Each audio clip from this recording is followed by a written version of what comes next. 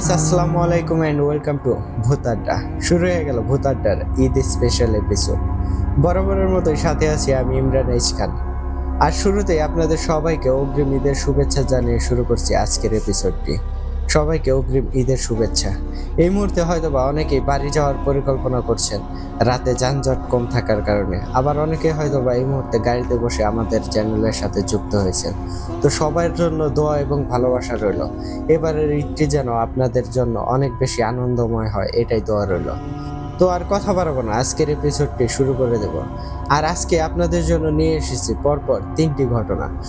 শুরুতেই আপনারা শুনতে পাবেন আমাদের একজন লিসেনার, আমাদের সবার প্রিয় অনু আপুর একটি ভয়ঙ্কর ঘটনা। এরপর শুনতে পাবেন আমাদের সবার প্রিয় মোকসেদ ভাইয়ের আলী হুজুরের আরও একটি দুর্ধর্ষ ঘটনা। এবং আলী হুজুরের ঘটনার পর আপনাদের কাঙ্ক্ষিত সবার প্রিয় আরাফাত ভাইয়ের ল্যাংড়া কবিরাজের ভয়ঙ্কর ঘটনা তো থাকছি। হ্যাঁ, আজকে শুনবেন ল্যাংড়া কবিরাজের সিলাত জিনের একটি দুর্ধর্ষ ভয়ানক একটি ঘটনা।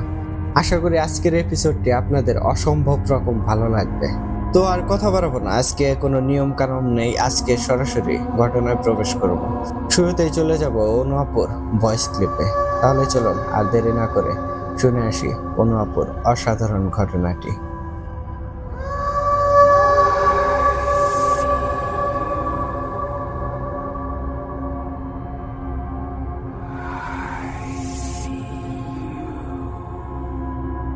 আসসালামু আলাইকুম।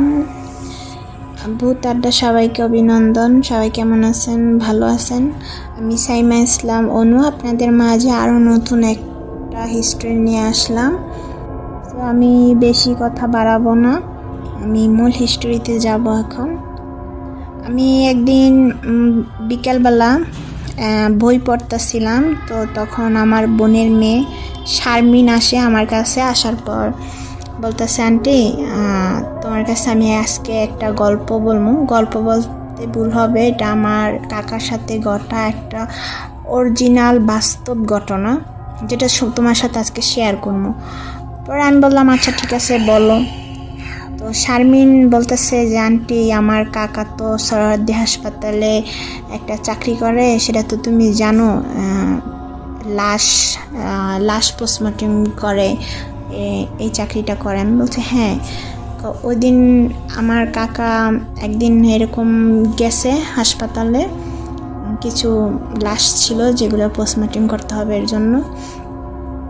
তো যাওয়ার পর দেখে একটা লাশ আসছে নতুন। তো আসার পর কাকা জিজ্ঞেস করছে যে লাশটা কার, কিভাবে কি হইলো। পরে যারা নিয়ে আসছে তারা বলতেছে এইটা কিছুক্ষণ আগে অ্যাক্সিডেন্ট করছে, রোড অ্যাক্সিডেন্ট, তো আমরা নিয়ে আসছি। পরে কাকা জিজ্ঞেস করছে ওয়ারিশ কোথায়, বাবা মা ভাই বোন কোনো আত্মীয় স্বজন। পরে তারা বলতেছে যে না, এর কোনো আইডেন্টি কার্ড, কোনো ফোন, কোনো কিছু পাই নেই আমরা, এর কোনো ওয়ারিশ নাই, বেওয়ারিশ। পরে বলছে আচ্ছা ঠিক আছে, আমি পোস্টমর্টম করে দিব, আপনারা নিয়ে যান। পরে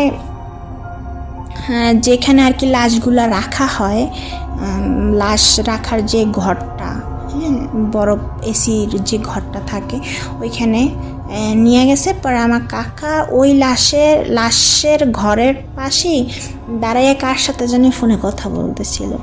তো হঠাৎ করে একটা ছেলে আসে, 18-19 বছর বয়স হবে এরকম। ছেলেটা আইসা কাকারে বলতেছে, আঙ্কেল আপনার ফোনটা একটু দিবেন, আমি একটু বাড়িতে ফোন দিব আমার মার কাছে। পরে বলছে আচ্ছা ঠিক আছে নাও। পর ফোনটা নিয়ে নাম্বার উঠে ছেলেটা কল দেয়, কিন্তু রিং বাজছে, কেউ ফোনটা তুলে নেয়।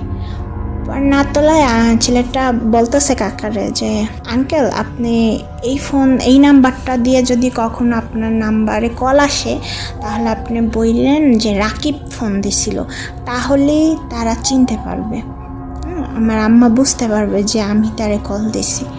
তো এইটা বলার পর কাকা বলছে আচ্ছা ঠিক আছে। পর ছেলেটা চলে যায়। যাওয়ার পর কাকা 2-3 ঘন্টা পরে ওই লাশ রুমটায় যায়। যাওয়ার পর আর কি প্রত্যেকটা লাশ আর কি চেক করে সে। চেক করার পর দেখে যে ওই ছেলের লাশটা যে কিছুক্ষণ আগে কাকার কাছ থেকে না ফোন নিয়ে কল দিছিল তার ফ্যামিলির কাছে, সেই ছেলেটা এখানে লাশ হইল কিভাবে। তো কাকা একটু ভয় পাইয়া যায়, মানে ভয় পাওয়ার পর সে বের হয়ে যায় আর কি। বের হওয়ার পর ও লোকগুলাকে কাছে যায়, যাওয়ার পর জিজ্ঞেস করে যে এই ছেলেটা কিভাবে মারা গেল, তার কোনো ওয়ারিশ আছে কি না বা কিছু পাওয়া গেছে কি না। পরে লোকগুলা বলে যে না, এর কোনো ওয়ারিশ পাওয়া যায় না, বেওয়ারিশ করে আর কি আপনার এটার কবর দিতে হবে। পরে কাকা আর কিছু বলে না, তার মনের ভিতর তো খুব ভয় জেগে গেছে যে আসলে কি ঘটলো এটা। তারপর সকালবেলা ভোরের দিকে ওই নাম্বার থেকে কল আসে। আসার পর কাকা ফোনটা ধরার পর জিজ্ঞেস করে যে কে ফোন দিছে, কে কি। পরে কাকা বলে যে এরকম আপনারা রাকিবকে চিনেন, রাকিব কল দিছিল আপনার নাম্বারে। পরে বলছে হ্যাঁ, রাকিব নামের তো আমার একটা ছেলে আছে, কালকে সারাদিন বাসা আসে নাই, বাসা থেকে বের হয়ে গেছে, তার কোনো খোঁজ পাচ্ছি না। পরে বলে যে আচ্ছা আপনারা সোহরাওয়ার্দী হাসপাতালে চলে আসেন, দেখেন আপনার এটা ছেলে কিনা। পরে বাবা মা আসে, আসার পর কাকার সাথে যোগাযোগ করে, পরে কাকা নিয়ে যায় ওই লাশের কাছে। নেওয়ার পরে তার বাবা মা চিনে যে হ্যাঁ এটাই তার ছেলে। পরে কাকা অনেক কান্নাকাটি করে। পরে কাকা জিজ্ঞেস করে আসলে কিভাবে কি হইলো, আপনারা কি এই বিষয়ে কিছুই জানেন না। পরে তার মা বলে যে দেখেন কালকে আমাদের সাথে রাগারাগি করে বাসা থেকে বের হয়েছে, তারপর থেকে ছেলে আর ঘরে আসে নাই, আমরা কিছুই জানি না এই ব্যাপারে। পরে যেই মানে যার গাড়ির সাথে অ্যাক্সিডেন্টটা হয়েছে সেই লাশটা নিয়ে আসছিল, তো ওনারে ডাকা হয়। পরে ওনার কাছ থেকে তার বাপ মা সব জানে। বলে যে সেই গাড়িওয়ালা আর কি বলতেছিল যে আমি যখন গাড়ি চালাই দেখি সামনে থেকে বেখেয়ালিভাবে রাস্তা পার হইতেছিল, কিন্তু আসলে আমি ব্রেক করতে করতে ছেলেটার সামনে এসে পড়ে যায়। কিন্তু আমরা যখন অ্যাক্সিডেন্টটা হয় ভাবছিলাম যে বড় কিছু না, কিন্তু হাসপাতালে নিয়ে যাওয়ার পর ডাক্তারে বলছে যে নাই, মারা গেছে। তারপর আমরা এখানে নিয়ে আসি। পরে বাবা মা কান্নাকাটি করার পর তার বাবা মা বলছে যে না, আমার ছেলের লাশ পোস্টমর্টম করবো না, আমরা লাশ নিয়ে যাব।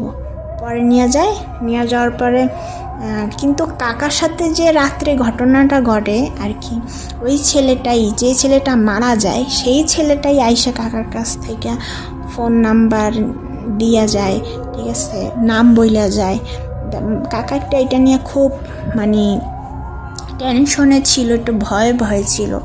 তারপর কাকা বাসা আসার পর মানে উদাসভাবে বসে থাকে, কি চিন্তা করে। পরে কাকি জিজ্ঞেস করতেছিল যে কি হয়েছে তোমার, এমন কেন করতেছো তুমি হাসপাতাল থেকে আসার পর থেকে। পরে কাকা সব ঘটনা খুলে বলে যে এরকম হয়েছে। পরে কাকা বলে যে আমি খুব আতঙ্কের ভিতর আছি, আমার তো এখন খুব ভয় লাগে ওইখানে যাইতে, যে আমার এত বছর চাকরির অভিজ্ঞতা, আমি কালকে আমার সাথে এরকম একটা ঘটনা ঘটলো, আসলে এটা কি হইল, আমার সাথেই কেন হইল। তারপর এক হুজুর আনার পর কাকার সব ঘটনা শোনার পর বলে যে আসলে এটা ভয়ের কোনো কারণ নাই, মানে ছেলের আত্মাটাই হয়তো চায় না যে সে বেয়ারিশ হইয়া তার কবর হোক, তার বাপ মা থাকা সত্ত্বেও সে কেন এরকম হবে। তাই হয়তো তার সাথে যে কারেন্ট জিন ছিল, ওই কারেন্ট জিন ছেলের রূপ ধইরা আইসা তার নাম ঠিকানা সব বইলে দিয়ে গেছে। হয়তো ভাবছে যে আপনার কাছে বললে এটা ওইভাবে গিয়া পৌঁছাবে, তাই আপনারই বাইসা নিছে। এটা জিনেরাই ভালো জানে যে কার সাথে কি করলে কিভাবে তাদের স্বার্থ উদ্ধার হবে। পরে বসে পানি পড়া আর অনেক কিছু দিয়া যায়, বলে যে এটা ভয়ের কিছু নাই, আতঙ্কের কিছু নাই, এটা হয়তো আপনার সাথে ছিল, ভাগ্যে ছিল, হয়েছে। তারপরও কাকার ভিতর থেকে ওই ভয় জিনিসটা আর ওই জিনিসটার মানে ওই ছেলের সাথে হওয়ার ঘটনাটা সে বলতে পারে নাই। তো কিছুদিনের জন্য সে ব্রেক নেয় হসপিটাল থেকে। নেওয়ার পর সে কিছু বন্ধু বান্ধব নিয়ে বান্দরবন ঘুরতে যায়। যাওয়ার পর সেইখানে তার সাথে আরেকটা ঘটনা ঘটে। তো উনি বান্দরবন যে রিসোর্টে থাকবে, তারা যে এখানে থাকবে আর কি, ওইখানটা একটু মানে পাহাড়ের উপরে, হ্যাঁ, তো আশেপাশে জঙ্গল ছিল। তো তো ওদের হাতে ছিল টর্চ লাইট। তো ওর কাকার বন্ধুরা সামনের দিকে চলতেছে আর কাকা পিছনে ছিল। তো কাকার লাইটের টর্চটা ছিল নিচের দিকে আলোটা। তো হঠাৎ করে কাকা ফিল করে যে তার কপালে কি জানি একটা আইসা লাগছে। ওইটা ফিল করার পর কাকা একটু চমকে যায়, ওইখানে দাঁড়াই যায়। দাঁড়ানোর পর লাইটটা মারে, দেখে একটা পাও মানে পা ঝুলতাছে। কাকা না দেখে অবাক হয়ে যায়। পর পুরো লাইটটা মারার পর দেখে একটা লাশ ফাঁসিতে ঝুলতাছে, জিব্রা বাইর করা, খুব মর্মান্তিকভাবে দেখা মানে ছিল। হ্যাঁ, লাশটা মানে কাকা ওইটা দেখে নিজে আর কন্ট্রোল করতে পারে না, এটা চিৎকার মেরা সে অজ্ঞান হয়ে যায় ওইখানেই। পরে তার বন্ধুরা পিছের দিকে চিৎকার শুনে যখন দেখে যে সে পইরা রইছে, পরে সবাই এসে ধরাধরি করে নিয়ে যাওয়ার পর সেদিন আর তারা ওখানে থাকে নাই, যে উদ্দেশ্যে গেছিল একটু ঘুরতে সময় কাটাতে, সেটা আর করতে পারে না। তার ওই ঘটনার পর থেকে সে খুব অসুস্থ ছিল।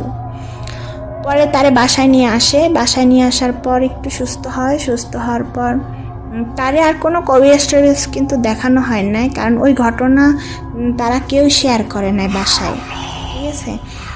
পরে যখন হয় আর কি, বেশি অতিরিক্ত অসুস্থ ছিল, তখন শুধু তার এক বন্ধু বলছিল যে ও একটু পাহাড়ে যেয়ে ভয় পাইছিল।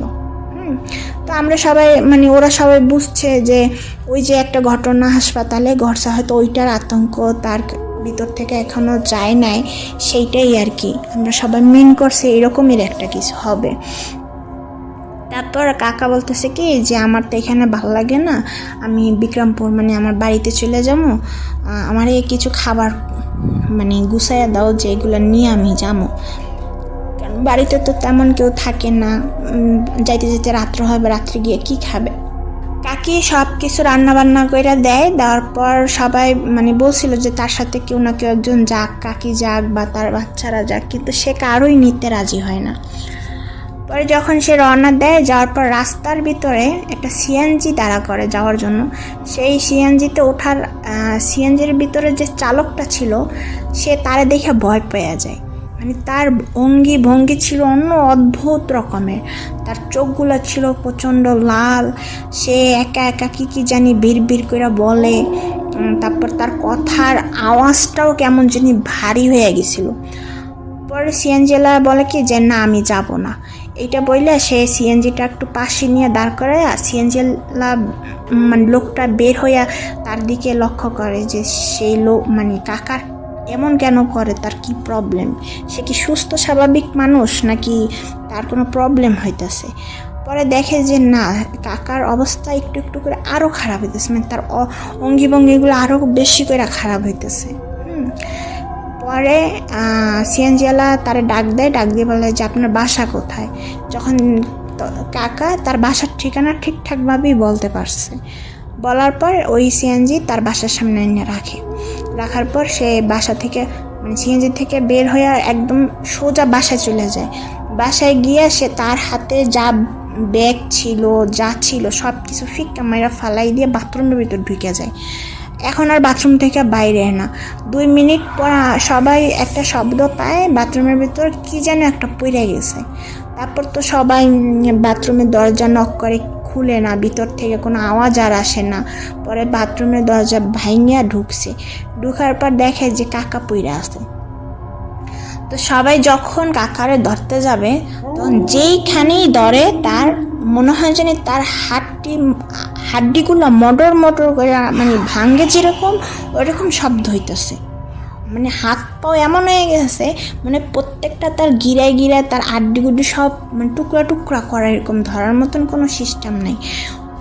তারপরেও সবাই মিলে যেমনি একটা মানে কষ্ট করে তুলছে, নিয়ে হাসপাতালে নিয়ে গেছে। নেওয়ার পরে ডাক্তাররা বলে এ কি অবস্থা, এর তো মনে হয় প্রত্যেকটা হাড্ডি তার ভাঙা, এরকম রোগী তো কখনো দেখি না, মনে হয় যে মানে হাড্ডি নাই, তোর হাড্ডি আর মাংস মিলে গেছে, এরকম একটা অবস্থা।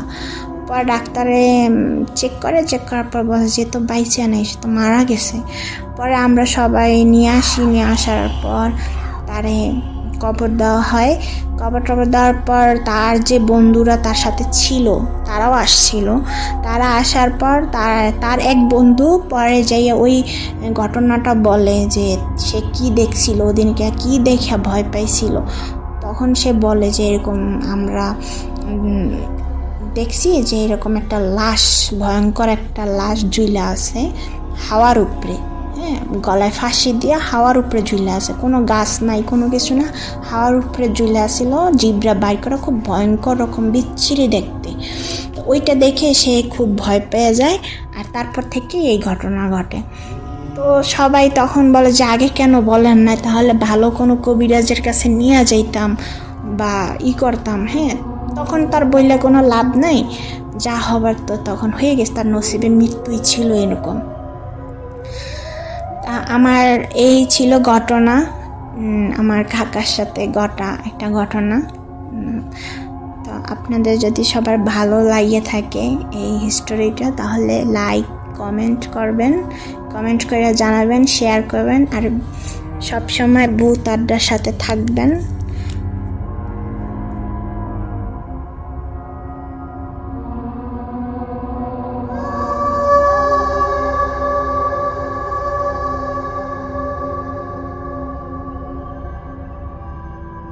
ধন্যবাদ অনু আপু, এত সুন্দর করে আপনার ঘটনাটি নিজ মুখে উপস্থাপন করার জন্য। সত্যি আপনার ঘটনা বলার ধরনটা অসম্ভব সুন্দর। তো আশা করি আপনার ঘটনাটি আমাদের লিসেনারদেরও অনেক বেশি ভালো লেগেছে। তো লিসেনারগণ, আপনারা কিন্তু অবশ্যই কমেন্ট করে জানাবেন আমাদের অনু আপুর ঘটনাটি আপনাদের কাছে কেমন লেগেছে। আপনাদের কমেন্টের অপেক্ষায় রইলাম।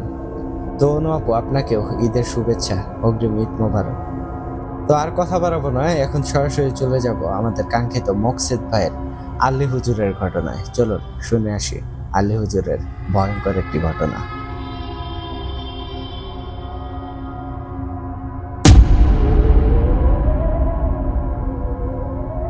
আসসালামু আলাইকুম প্রিয় ইমরান ভাই ও লিসেনার্সগণ, সবাইকে জানাই ঈদ মোবারক।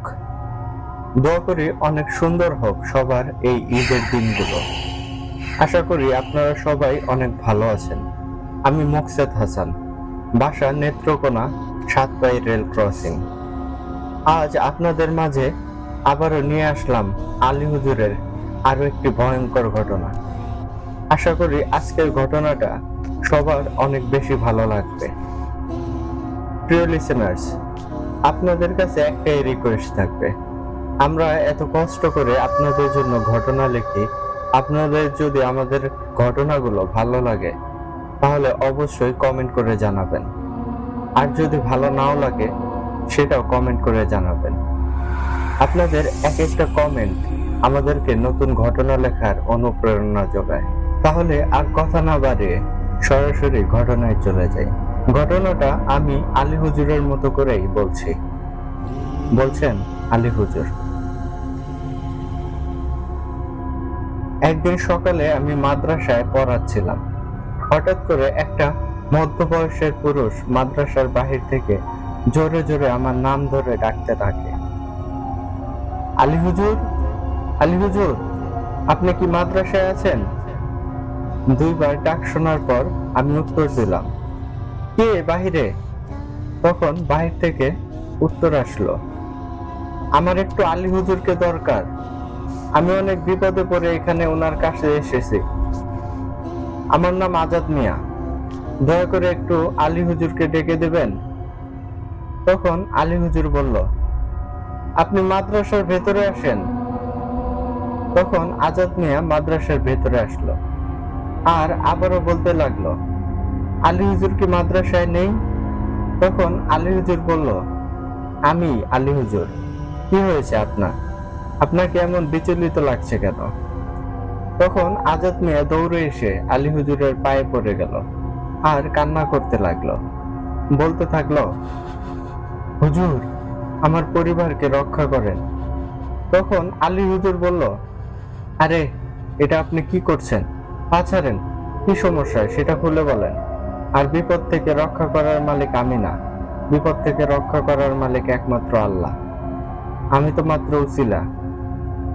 কি হয়েছে আপনার পরিবারের সাথে? সম্পূর্ণ ঘটনা খুলে বলুন। তখন বলতে লাগলো আজাদ মিয়া, আমার পরিবারে আমরা 3 জন, আমি, আমার বউ রিয়া আর আমার ছোট্ট মেয়ে মনিকা। বাড়িতে একটি কাজের মেয়েও আছে। আমাদের পরিবার অনেক সুন্দরভাবেই চলছিল। আমার মেয়ে আর আমার বউ, তাদের মধ্যে অনেক মিল ছিল। একজন অন্যজনকে ছাড়া কিছুই বুঝতো না। একদিন রিয়া আর মনিকা রাতে ঘুমাচ্ছিল। হঠাৎ মনিকার ঘুম ভেঙে গেল, আর মনিকা দেখলো তার মা বিছানায় নেই। তখন মনিকা দেখলো তার মা বাইরে হাঁটাহাঁটি করছে। মনিকা ভাবলো, আমার সারাদিন জ্বর ছিল, মা অনেক সেবা যত্ন করেছে আমার, হয়তো মায়ের শরীরটা ক্লান্ত লাগছে, তাই বাহিরে হাঁটাহাঁটি করছে।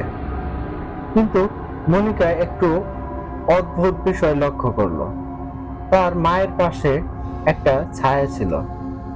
কিন্তু অদ্ভুত বিষয় হলো, মানুষের সাথে তার ছায়া থাকবে এটাই স্বাভাবিক, কিন্তু কথা হচ্ছে সে যেই ছায়াটা দেখছে সেটা তার মায়ের পাশে পাশে যাচ্ছে না। সেই ছায়াটা এক জায়গাতেই স্থিরভাবে দাঁড়িয়ে আছে, আর সেই ছায়ার 2টা চোখ একদম লাল হয়ে জ্বলছে, আর মনিকার দিকেই যেন তাকিয়ে আছে। এটা দেখে মনিকা ভয়ঙ্কর ভাবে একটা চিৎকার দিল, আর তার বাবাকে গিয়ে জড়িয়ে ধরল। তখন তার বাবা জিজ্ঞেস করলো, কি হলো মা? তখন মনিকা বলল, বাবা, বাইরে মা হাঁটাহাঁটি করছিল, আর আমি দেখলাম মায়ের পিছনে একটা ছায়া দাঁড়িয়ে আছে, আর সেই ছায়াটা আমার দিকে তাকিয়েছিল। তার চোখগুলো ছিল অনেক বড় বড় আর আগুনের ফুলকির মতো লাল। তখন আজাদ মিয়া বলল, কি বলো মা? তোমার আম্মু তো পাশের রুমে ঘুমাচ্ছে, চলো দেখাই তোমাকে। এটা বলে আজাদ মিয়া মনিকাকে নিয়ে পাশের রুমে গেল, আর সেখানে গিয়ে দেখে সত্যি রিয়া ঘুমাচ্ছে। তখন মনিকা ভাবলো, হয়তো জ্বরের কারণে ভুল কিছু দেখলাম। তারপর সেই রাতটা এমন করেই চলে গেল। পরের দিন বিকেলে মনিকা আর পাশের বাসার আরেকটা ছোট মেয়ে, যার নাম আনিকা, মনিকা আর আনিকা দুজনে মিলে খেলছিল। তখন আনিকা বলে উঠল, মনিকা, জানিস আমি না একটা কালো ছায়া দেখতে পাই। তখন মনিকা বলল, ছায়াটা দেখতে কেমন রে? তখন আনিকা বলে, একদম কালো আর মানুষের মতোই দেখতে। তখন মনিকা বলল, আমিও তো একটা কালো ছায়া দেখেছি গতকাল রাতে, ছায়াটা ঠিক দেখতে একদম মানুষের মতো। তখন আনিকা বলে উঠল, আজ সন্ধ্যায় সেই ছায়ার সাথে আমরা কথা বলবো। মনিকাও রাজি হয়ে গেল। ওরা দুজনে বাচ্চা মানুষ, মনে যা আসে সেটাই বলে দেয়। তো যেই কথা সেই কাজ। সন্ধ্যার সময় দুজন মিলে খাটের উপর বসে সেই কালো ছায়াকে ডাকতে থাকলো, বাচ্চা মানুষ যেভাবে ডাকে আর কি। এই কালো ছায়া, কোথায় তুমি? এখন আমাদের সামনে আসো, আমরা একসাথে খেলা করব। ঠিক তখনই ঘটলো এক অদ্ভুত ঘটনা। একটা অদৃশ্য কিছু মনিকা আর আনিকাকে অনেক জোরে ধাক্কা দিয়ে খাট থেকে ফেলে দিল। ওরা হচ্ছে বাচ্চা মানুষ, এত কিছু তো আর বোঝে না। ধাক্কা খেয়ে দুজনেই অনেক জোরে কান্না করে দিল। তাদের কান্না শুনে সবাই ছুটে আসলো সেই রুমে। এসে যখন জিজ্ঞেস করলো কি হয়েছে, তখন আনিকা বলল, কে যেন আমাদেরকে ধাক্কা দিয়ে ফেলে দিল। এই কথা শুনে আনিকার মা আনিকাকে নিয়ে তার বাসায় চলে গেল। প্রতিদিনের মতো আজও তারা রাতে খাবার খেয়ে ঘুমিয়ে গেল। রাতে হঠাৎ আজাদ মিয়ার ঘুম ভেঙে গেল, আর ঘুম ভাঙতেই দেখে রিয়া ঘরে নেই। এত রাতে রিয়া আবার কোথায় গেল, এটা ভেবে রিয়াকে খুঁজতে লাগলো আজাদ মিয়া। তখন আজাদ মিয়া দেখলো রিয়া একটা জায়গায় দাঁড়িয়ে আছে, সামনে মনে হচ্ছে একটা ছায়াও দাঁড়িয়ে আছে, চোখগুলো ভয়ঙ্কর রকম লাল। তখন আজাদ মিয়া ভাবলো, ঘুম থেকে উঠে হয়তো উল্টাপাল্টা দেখছি। এই চিন্তা করে রিয়ার কাঁধে যেই হাত রাখলো, সাথে সাথে রিয়া একটা চিৎকার দিয়ে সেখানেই অজ্ঞান হয়ে পড়ে গেল। এটা দেখে আজাদ মিয়া অবাক হয়ে গেল, গায়ে হাত দিতেই অজ্ঞান হয়ে গেল কেন? তারপর এত কিছু না ভেবে রিয়াকে কোলে তুলে নিয়ে আবার বিছানায় শুইয়ে দিল। তখন আজাদ মিয়া শুয়ে শুয়ে ভাবতে লাগলো, এটা কি হচ্ছে, কিছুই তো বুঝতে পারছি না। তখন আজাদ মিয়া খেয়াল করলো তার পাশ থেকে কে যেন তার দিকে ড্যাব ড্যাব করে তাকিয়ে আছে। নর্মালি কেউ যদি রাতে হঠাৎ করে দেখে কেউ তার দিকে ড্যাব ড্যাব করে তাকিয়ে আছে, তাহলে তো কেউ ভয় পেয়ে যাবে, এটাই তো স্বাভাবিক। আজাদ মিয়া যখন ভয়ে চিৎকার করতে যাবে, তখন তার বউ রিয়া বলে ওঠে, কিরে আজাদ, ভয় পাইলি? ভয় পাস কেন? তুই তো মারা গেছিস। মরা মানুষ কি ভয় পায় নাকি? এটা বলেই হু হু করে হেসে দিল রিয়া। আর আজাদ মিয়া তখন অনেক জোরে একটা ধমক দিল রিয়াকে। আর রিয়া এই ধমক শুনে সাথে সাথে সেখানে আবারও অজ্ঞান হয়ে গেল। আজাদ মিয়া চিন্তায় পড়ে গেল, কি হচ্ছে এগুলো তাদের সাথে, আর রিয়া কেন এমন করছে? রিয়া তো কখনো এমন করতো না, হঠাৎ করে কি হয়ে গেল রিয়ার? এইগুলো ভাবতে লাগলো আজাদ মিয়া। ঠিক তখন আজাদ মিয়া লক্ষ্য করলো তার মেয়ে মনিকা পাশের রুম থেকে দৌড়ে আসলো আর বলতে থাকলো, বাবা, তুমি কি সত্যি মারা গেছো? তখন আজাদ মিয়া বলল, আরে কে বললো আমি মারা গেছি? তখন মনিকা বলল, এই তো মাত্র শুনতে পেলাম আম্মু বলছিল আজাদ তুই মারা গেছিস, মরা মানুষ কি ভয় পায় নাকি? তখন তুমি মাকে অনেক জোরে একটা ধমক দিলে আর মা অজ্ঞান হয়ে গেল। আমি পাশের রুম থেকে সবই শুনতে পেয়েছি। তখন আজাদ মিয়া বলে, আম্মু এগুলো কিছুই না, যাও মা, এখন গিয়ে ঘুমিয়ে পড়ো। তখন মনিকা গিয়ে শুয়ে পড়লো। আর তার আম্মুর এই ধরনের কথা শুনে মনিকা তার মা রিয়াকে মনে মনে অনেক ভয় পেতে লাগলো। এমন করেই চললো আরো 2 দিন। এই 2 দিনে আর অনেক ভয়ঙ্কর ঘটনা ঘটলো। আর তাদের বাসার এই অদ্ভুত ঘটনাগুলো পাশের বাসার অনিকার আম্মুর চোখে পড়ছিল। তখন অনিকার আম্মু তার স্বামীকে বলল, তুমি আজাদ ভাইকে বলো ভালো একটা হুজুরের কাছে যেতে। তখন অনিকার বাবা আজাদ মিয়াকে একজন ভালো হুজুরের কাছে যেতে বলেন।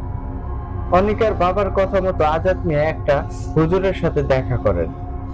তারপর সেই হুজুর তাকে পানি পড়া দেন আর বলেন এই পানি পড়া খাইয়ে দিতে। সেই রাতে আর তেমন কিছু হয়নি, স্বাভাবিকভাবেই রাত চলছিল। কিন্তু ফজরের আগের দিকে, মানে কিছুক্ষণ পরে ফজরের আজান দেবে এমন একটা সময় রান্নাঘর থেকে একটা আওয়াজ ভেসে আসলো। আজাদ মিয়া হেঁটে হেঁটে সেই রান্নাঘরের দিকে গেল আর সেখানে গিয়ে দেখে হাঁড়ি পাতিলগুলো সব ছড়িয়ে ছিটিয়ে পড়ে আছে। যখন তিনি হাঁড়ি পাতিলগুলো আবার জায়গা মতো রেখে রান্নাঘর থেকে চলে আসবেন, ঠিক তখনই আজাদ মিয়ার নজর পড়ে গেল পানি খাওয়ার একটা কাচের গ্লাসের উপর। আর তিনি দেখেন সেই গ্লাসে কিসের যেন একটা চিহ্ন আঁকা রয়েছে। এটা দেখে উনি অবাক হয়ে গেলেন, কারণ রাতেও তো এই গ্লাস দিয়ে পানি খাওয়া হলো, কিন্তু তখন তো এমন কোনো চিহ্ন ছিল না।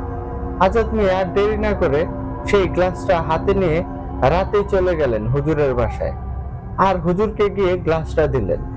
হুজুর তখন বললেন, আপনি এখন চলে যান, আমি আর আজ ঘুমাবো না। গ্লাসের মধ্যে এটা কিসের চিহ্ন সেটা বের করব, আর কাল আপনার বাড়িতে এসে দেখা করব। আজাদ মিয়া সেখান থেকে বাসায় চলে আসলো। পরের দিন সন্ধ্যায় আজাদ মিয়ার বাড়িতে গেল হুজুর। হুজুরকে দেখে আশেপাশের বাসার মানুষও আসলো। হুজুর তখন আজাদ মিয়াকে বলল রিয়াকে বিছানার উপর শুইয়ে দিতে আর কম্বল দিয়ে তার সারা শরীর ঢেকে দিতে। হুজুরের কথা মতো সবকিছু করা হলো। তারপর হুজুর একটা হ্যারিকেনে আগুন জ্বালাতে বললেন। তখন হুজুর সেই হ্যারিকেনটা হাতে নিয়ে তার পাওয়ারটা অনেক বাড়িয়ে দিলেন। আর যখন হ্যারিকেনের আগুনের আলোতে কাঁচগুলো অনেক গরম হলো, তখন হুজুর সেই হ্যারিকেনটা রিয়ার উপর দিয়ে ঘোরাতে লাগলো।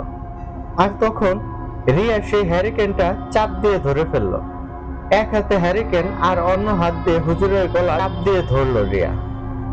হুজুর অনেক চেষ্টা করলো রিয়ার হাত থেকে নিজের গলা ছাড়িয়ে আনতে, কিন্তু সেটা আর সম্ভব হলো না।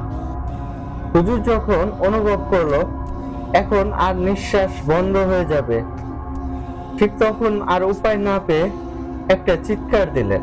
আর সাথে সাথে বাহিরের সবাই এসে হুজুরকে রিয়ার হাত থেকে অনেক কষ্টে ছাড়িয়ে নিলেন। যখন সবাই মিলে হুজুরকে ছাড়িয়ে দিল আর রিয়াকে ধরে রাখলো, তখন রিয়া এক ঝাটকা দিয়ে সবাইকে অনেক দূরে ফেলে দিলেন আর দৌড়ে গেলেন রান্নাঘরের দিকে। সেখানে গিয়ে বটিটা হাতে নিয়ে অনেক জোরে সেটা ছুড়ে দিলেন আজাদ মিয়ার দিকে। কপাল ভালো থাকায় বটিটা আজাদ মিয়ার গায়ে লাগেনি আর রিয়া সেখানেই চিৎকার দিয়ে অজ্ঞান হয়ে যায়। অন্যদিকে হুজুর অনেক আহত হয়ে যান আর হুজুর সেখান থেকে চলে গেলেন। যাওয়ার আগে বলে গেলেন, আপনারা একটু সাবধানে থাকবেন, আমি আবার আসবো। সেদিন রাতে রিয়াকে তার বিছানায় শুইয়ে দেওয়া হয়। রিয়াকে বিছানায় রেখে আজাদ মিয়া মনিকার রুমে গেলেন, কিন্তু অদ্ভুত বিষয় হলো সেখানে গিয়ে দেখে মনিকা তার রুমে নেই। আজাদ মিয়া ভয় পেয়ে গেলেন আর সারা বাড়ি খুঁজলেন, কিন্তু কোথাও মনিকা নেই। 8 বছরের মেয়ে মনিকা এত রাতে কোথায় যাবে? এইদিকে আজাদ মিয়া মেয়েকে খুঁজতে খুঁজতে কান্না করতে লাগলেন। হঠাৎ আজাদ মিয়া খেয়াল করলেন মনিকা বাহিরে একটা কোণে বসে আছে, যেখানে তার মা দাঁড়িয়ে ছিল একটা কালো ছায়ার সামনে। কিন্তু মনিকা বসে আছে আর তার সামনে একটা কালো ছায়া দাঁড়িয়ে ছিল। আজাদ মিয়া দৌড়ে গেল মনিকার কাছে, কিন্তু সেখানে গিয়ে আজাদ মিয়া আরো বেশি ভয় পেয়ে গেল। আজাদ মিয়া সেখানে গিয়ে দেখে তার মেয়ে মনিকা মাটিতে একটা চিহ্ন আঁকছে, আর এই চিহ্নটা হলো সেই চিহ্ন যেটা সেদিন গ্লাসে দেখতে পেয়েছিল।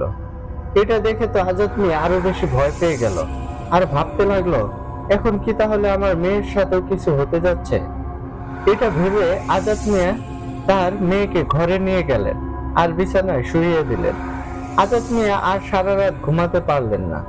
সকাল হতেই আজাদ মিয়া চলে গেলেন হুজুরের কাছে আর তার মেয়ের সাথে রাতে যা যা হয়েছে সবকিছু খুলে বললেন। হুজুর তখন বললেন, আজাদ সাহেব, এই চিহ্নটা একটা ভয়ঙ্কর চিহ্ন। এই চিহ্ন দ্বারা এটাই বোঝানো হয়েছে যেটা হলো শয়তান, আর এই শয়তান অনেক ভয়ঙ্কর। তোমার পরিবারের সকলকেই কালো জাদু করা হয়েছে। আমি যতদূর জানি একে একে এটা সবার উপরে আসবে।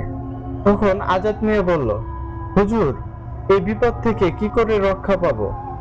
আর এত বড় ক্ষতি কে করলো আমার? তখন হুজুর বলল, আজাদ, তুমি এখন চলে যাও, আমি কাল বিকেলে তোমার বাসায় আসবো। আজাদ মিয়া তখন সেখান থেকে চলে আসে আর বিকেলের জন্য অপেক্ষা করতে থাকে। কিন্তু এদিকে আজাদ মিয়া লক্ষ্য করলো তার বাসার কাজের মেয়ে সাবিনা আজ কেন যেন অনেক বেশি হাসাহাসি করছে। মানে তার কথা বলার হাসির ধরন সবকিছুই উলট পালট লাগছে। এই বিষয়টি আজাদ মিয়ার একটু খটকা লাগে, কিন্তু আজাদ মিয়া বউ মেয়ের চিন্তা করে এই বিষয়টা এতটা পাত্তা দেন না। বিকেলে হুজুর আসলো আজাদ মিয়ার বাসায়। হুজুর আসতেই কাজের মেয়ে সাবিনা হুজুরের জন্য 1 গ্লাস শরবত নিয়ে আসলো আর হুজুরকে খেতে বলল। হুজুর তখন বলল, আমি এখন কিছু খাবো না, তুমি এই শরবত নিয়ে যাও। হুজুর শরবত খাবে না এই কথাটা বলতেই কাজের মেয়ে সাবিনা রাগে ফসফস করতে থাকে। এটা দেখে আজাদ মিয়া অনেক জোরে ধমক দিলেন সাবিনাকে আর সেখান থেকে চলে যেতে বললেন। তখন সাবিনা সেখান থেকে চলে যেতে লাগলো। ঠিক তখনই হুজুর বললেন, সাবিনা এখানে থাক।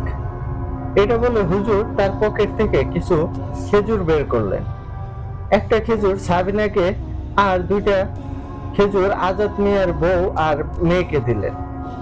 মনিকা আর রিয়া এরা দুজনেই খেজুর খেয়ে ফেলে, কিন্তু সাবিনা খেজুর না খেয়ে উল্টো হুজুরকে বলে, এসব ফালতু জিনিস আমি খাই না, তোর জিনিস তুই খা।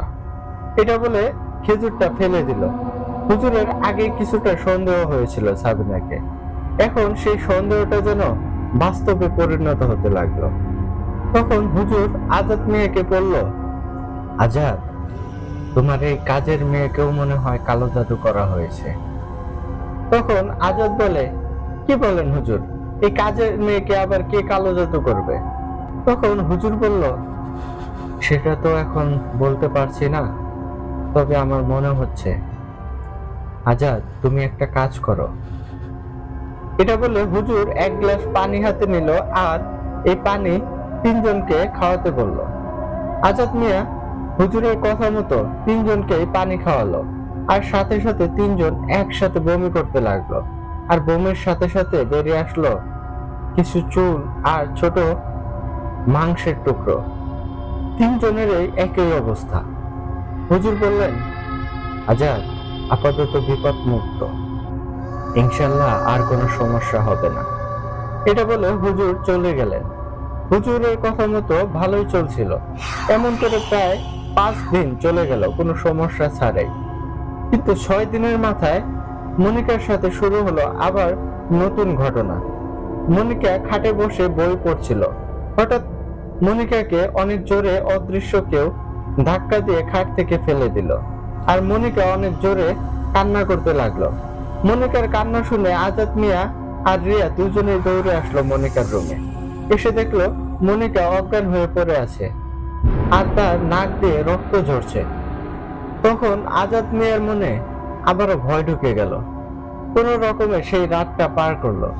সকাল হতে হুজুরের কাছে চলে আসলো আর হুজুরকে রাতের ঘটনা সব খুলে বলল। হুজুর সবকিছু শুনে বলল, ঠিক আছে চলেন দেখি এখন আবার কি সমস্যা হচ্ছে। এটা বলে হুজুর একটা ছোট পুটলি হাতে নিয়ে আজাদ মিয়ার সাথে তার বাড়িতে আসলো। হুজুর রিয়া আর মনিকাকে সামনে এসে বসতে বললেন। ওরা দুইজন হুজুরের সামনে বসলেন। হুজুর তার সাথে নিয়ে আসা সেই পুটলিটা বের করলেন, আর সেই পুটলিটা খুলে একটা আতরের শিশি বের করলেন, আর সেই আতর তাদের নাকে লাগিয়ে দেন আর বলেন জোরে জোরে নিঃশ্বাস নিতে। যেই না জোরে নিঃশ্বাস নিল, সাথে সাথে বাইরে অনেক বাতাস শুরু হয়ে গেল, আর ঘরের চালার উপর ঠাস ঠাস আওয়াজ আসতে লাগলো। মনে হচ্ছিল কেউ যেন পাথর দিয়ে ঘরের চালে ঢিল দিচ্ছে। আর এদিকে হুজুর অস্থির হতে লাগলেন। তখন হুজুর সাথে সাথে বাহিরে চলে আসলেন, আর হুজুরের সাথে সাথে ওরা তিনজনও বের হয়ে আসলো ঘর থেকে। তখন বাহিরে এসে দেখে সবকিছুই স্বাভাবিক আছে। আজাদ মিয়া বলল, হুজুর এইভাবে চলে আসলেন কেন ঘর থেকে? তখন হুজুর বলল, ঘরের ভেতর কি হচ্ছিল শুনতেই তো পারলে। তখন আজাদ মিয়া বলল, জি হুজুর, কিন্তু এখন তো আবার সবকিছু স্বাভাবিকই মনে হচ্ছে।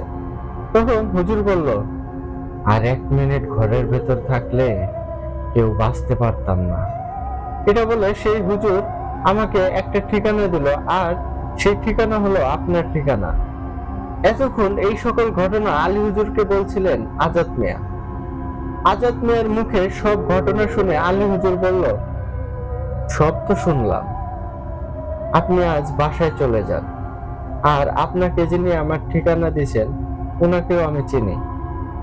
আজ আপনি চলে যান, আগামীকাল আমি আপনার বাড়িতে আসব, আর আমার সাথে সেই হুজুরও থাকবে যে আপনাকে আমার ঠিকানা দিয়েছিল।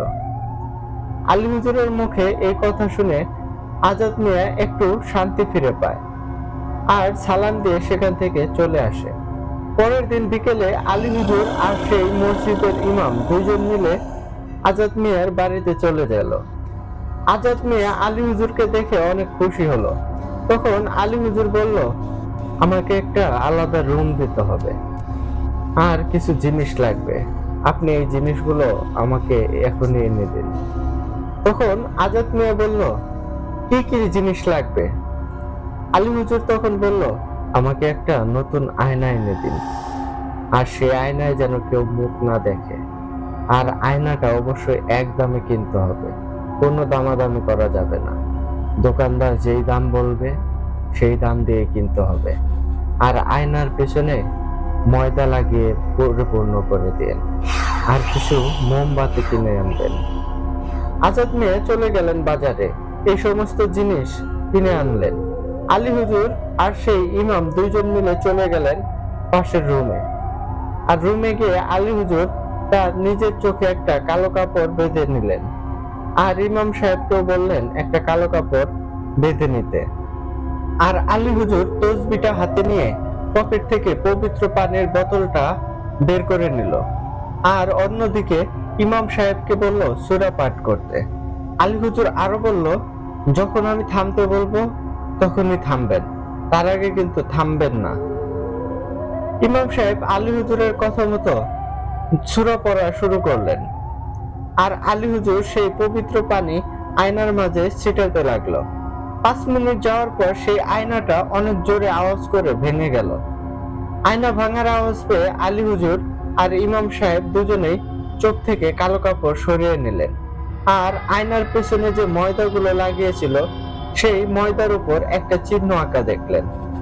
সেই চিহ্ন যেটা মনিকা এঁকেছিল আর আজাদ মিয়া রান্নাঘরে সেই গ্লাসের উপর দেখতে পেয়েছিল। আলী হুজুর এই চিহ্নটা দেখে তাড়াতাড়ি ঘর থেকে বের হয়ে গেল ইমাম সাহেবকে নিয়ে। আর ঘর থেকে বাইরে এসে আলী হুজুর দেখলো অনেক লোক একসাথে বসে আছে। আলী হুজুর তখন সবাইকে নিয়ে চলে গেল বাগানের দিকে, আর বাগানে গিয়ে দেখে অনেকগুলো ফুল গাছ। আলী হুজুর বলল, বাগানে যতগুলো গোলাপ ফুল গাছ আছে সবগুলো তুলে ফেলেন। আলী হুজুরের কথা মতো সবাই গোলাপ গাছগুলো উপড়াতে যাবে, ঠিক তখন আলী হুজুর আবার বলল, সবগুলো গোলাপ গাছ উপড়াতে হবে না, শুধু সেই গাছগুলোই তুলে ফেলেন যেই গাছগুলোতে ফুল ফুটে আছে। তখন সবাই ফুল ফোটা গাছগুলো উপড়াতে শুরু করলো। সব গাছগুলো উঠানোর পর আলী হুজুর সেই গাছগুলোর কাছে গেল। আলী হুজুর 4টা গাছ দেখতে পেল একটু অন্যরকম। তখন আলী হুজুর সেই গাছগুলোর মাটিগুলো ভাঙতে লাগলো, আর মাটি থেকে বেরিয়ে আসলো 4টা আজব জিনিস। প্রথম যে গাছটা ছিল সেই গাছের নিচে একটা পুতুল রাখা ছিল, আর সেই পুতুলটার শরীরে অনেকগুলো গোলাপের কাঁটা গাঁথা ছিল। দ্বিতীয় গাছটি হাতে নিয়ে দেখতে পেল সেই মাটির ভিতর একটা কাগজের টুকরা, যার ভিতরে কিছু কুফরি কালাম লেখা ছিল। তৃতীয় গাছটি হাতে নিয়ে দেখতে পেল সেই গাছটির মধ্যে একটা প্রাণীর ভয়ঙ্কর চোখ রাখা আছে, আর চোখটা প্লাস্টিকে মোড়া ছিল। এমন করে সবগুলো জিনিস একত্রে নিয়ে আসলেন। এইগুলো দেখে প্রতিবেশীরা সবাই অনেক অবাক হয়ে যায়। আলী হুজুর তখন ইমামকে বলল জোরে জোরে সূরা পাঠ করতে। ইমাম সাহেব জোরে জোরে সূরা পড়তে লাগলো, আর আলী হুজুর সেই জিনিসগুলোর উপর আগুন জ্বালিয়ে দিল।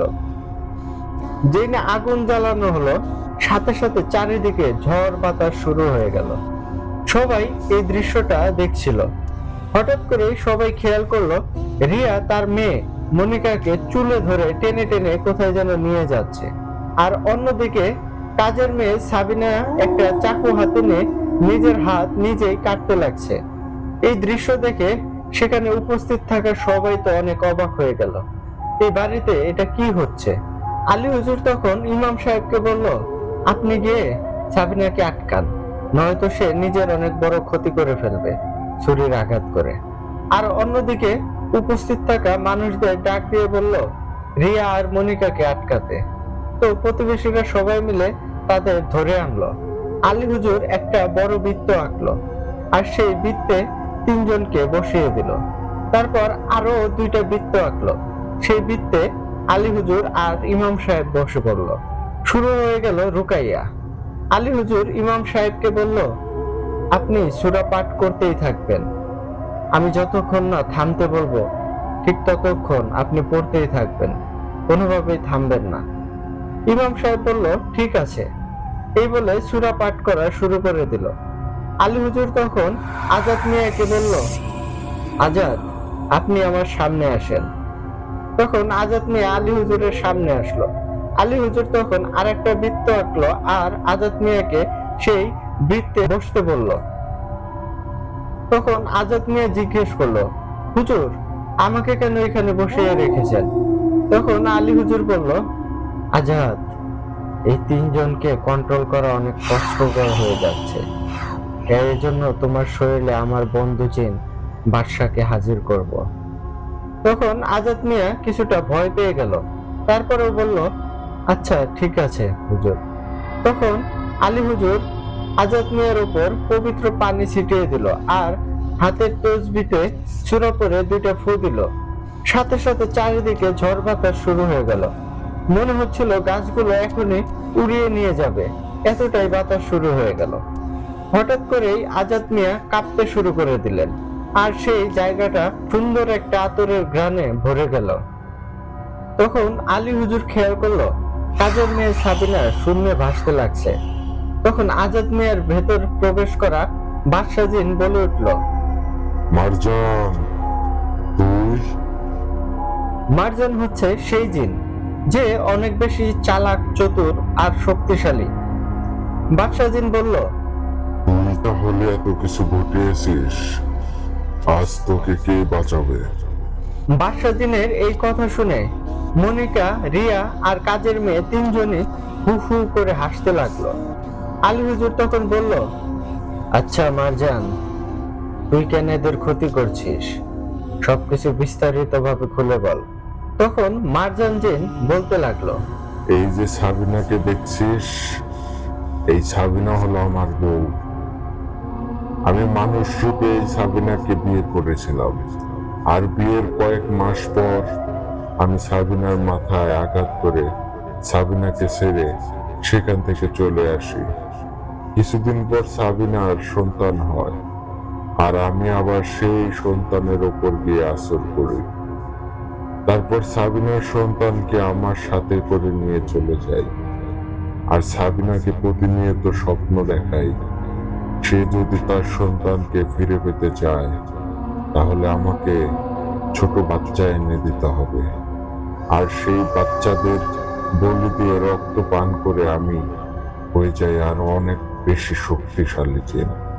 এমন করে প্রায় 50টা বাচ্চার বলি দিয়েছি আমি আমার প্রভুর নামে, আর সেই বাচ্চাগুলোর রক্ত খেয়ে আমি এখন অনেক বেশি শক্তিশালী হয়ে গেছি। সবকিছু শুনে বাদশা জিন বলল, আলী, আমাকে অনুমতি দাও, আমি এখনই এই মারজানের জীবনের কাহিনী এখানে শেষ করে দেই। তখন আলী হুজুর সেই ইমাম সাহেবকে বলল, আজাদ মিয়ার বৃত্তের দাগটি মুছে দিতে। ইমাম সাহেব যখন আজাদ মিয়ার বৃত্তের দাগ মুছতেই যাবে, ঠিক তখন ইমাম সাহেব একটা ভুল করে বসে। ইমাম সাহেব ভুলে সাবিনার বৃত্তের দাগের উপর পা দিয়ে বসে, আর তার ফলে বৃত্তের দাগটি মুছে যায়। এইটা আলী হুজুর আর ইমাম সাহেব কেউ খেয়াল করে নাই। যখনই বৃত্তের দাগটি মুছে গেছে, সাথে সাথে মারজান জিনও মুক্ত হয়ে যায়, আর সাবিনাকে অনেক জোরে একটা আছাড় দেয়। সাবিনা সেই আছাড়কে সেখানেই মারা যায়। তারপর মারজান জিন আক্রমণ করে বসে রিয়ার উপর। রিয়া তখন তার মেয়ে মনিকার হাত ধরেছিল। ঠিক তখনই মারজান জিন রিয়ার হাত ধরে অনেক জোরে একটা হ্যাঁচকা টান দেয়, আর যার ফলে মনিকার হাত ছিঁড়ে রিয়ার হাতে চলে আসে। রিয়া সেখানে ব্যথায় কাতরাতে থাকে, আর বৃত্তের দাগ মুছে যাওয়ার ফলে এত কিছু হয়ে যায়। সেই সুযোগে মারজান জিন সেখান থেকে পালিয়ে যায়, আর আজাদ মিয়া, হুজুর আর বাদশা জিন সবাই সেখানে মন খারাপ করে রীতিমতো কান্না করতে থাকে। সব ঘটনা যেন চোখের পলক ফেলতে না ফেলতেই হয়ে গেল, কিছুই করার ছিল না তাদের। মারজান যখন পালিয়ে গেল তখন হাসতে হাসতে বলে গেল, আলী, আবারও দেখা হবে। আমি মারজান, অন্ধকারের বাদশাহ। আমি আবার ফিরে আসব, আর অনেক শক্তিশালী হয়ে ফিরে আসব। প্রিয় লিসেনার্স, এই ছিল আজকের ঘটনা। এই ঘটনাটা যদি আপনাদের ভালো লাগে তাহলে অবশ্যই কমেন্ট করে জানাবেন। আপনাদের ভালোবাসা পেলে মারজান জিনের সাথে আবারও আলী হুজুরের দেখা হয়েছিল যে সেই ঘটনাটাও লিখে পাঠাবো। তাহলে সবাই বেশি বেশি করে কমেন্ট করে জানাবেন। সবাই ভালো থাকেন, সুস্থ থাকেন। আজ এখানেই আমি শেষ করলাম। সবাইকে আবারও ঈদ মোবারক। ভূত আড্ডা দীর্ঘজীবী হোক। আমি মকসেদ হাসান। মকসেদ হাসান।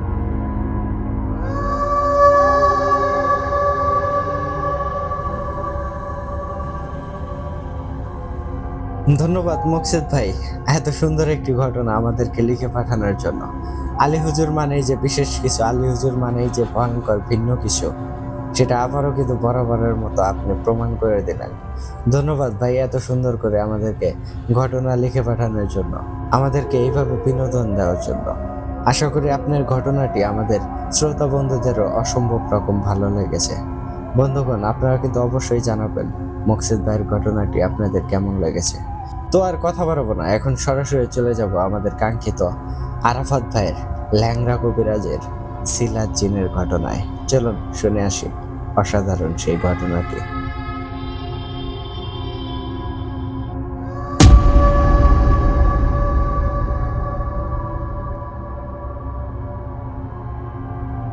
আসসালামু আলাইকুম। ঈদ মোবারক ইমরান ভাই ও শ্রোতা বন্ধুরা। আশা করি সবাই অনেক ভালো আছেন। আমিও আল্লাহর অশেষ রহমতে অনেক ভালো আছি। আমি মোহাম্মদ আরাফাত, ভূতাড্ডার একজন অ্যাডমিন। আমার গ্রামের বাড়ি চট্টগ্রামের আনোয়ারা উপজেলায়। বর্তমানে আমি কাতারের একটি স্বনামধন্য কোম্পানিতে একজন কম্পিউটার অপারেটর হিসেবে নিয়োজিত আছি। বরাবরের মতোই আজকেও ব্যতিক্রম না করে আপনাদের জন্য নিয়ে এসেছি ল্যাংড়া কবিরাজের চমৎকার একটি ঘটনা। আশা করি ঘটনাটি আপনাদের অনেক ভালো লাগবে, কেননা এই ঘটনাটি সিলাত জিন সম্পর্কে। এখানে বলে রাখা ভালো, সিলাত জিন হলো এমন একটি জিন যা যখন ইচ্ছে তখন বিভিন্ন মানুষের সুরত ধরে মানুষের বিভ্রান্ত করে বেড়ায় আর মানুষকে ধোঁকার মাধ্যমে তার কবজা করে। প্রতিবারের ন্যায় আমি ঘটনায় যাওয়ার আগে প্রিয় বোনেদের জন্য কিছু গুরুত্বপূর্ণ আমল নিয়ে এসেছি। আশা করি সবাই মনোযোগ দিয়ে শুনবেন এবং বাস্তব জীবনে অনেক উপকারিতা পাবেন ইনশাল্লাহ। স্বামীর মন তাৎক্ষণিক জয় করার কর্মপদ্ধতি। লিখেছেন ডক্টর মাওলানা মোহাম্মদ মুস্তাক আহমেদ হাফিজাহুল্লাহ। প্রিয় ভগ্নিকুল, স্বামীকে কাছে পেয়ে নিজের মন ভরে প্রফুল্ল প্রকাশ করো। আপনি যত বেশি আনন্দ হবেন, আপনার স্বামী ততই আপনার ঘনিষ্ঠ হবে, আপন হবে, অন্তরঙ্গ হবে।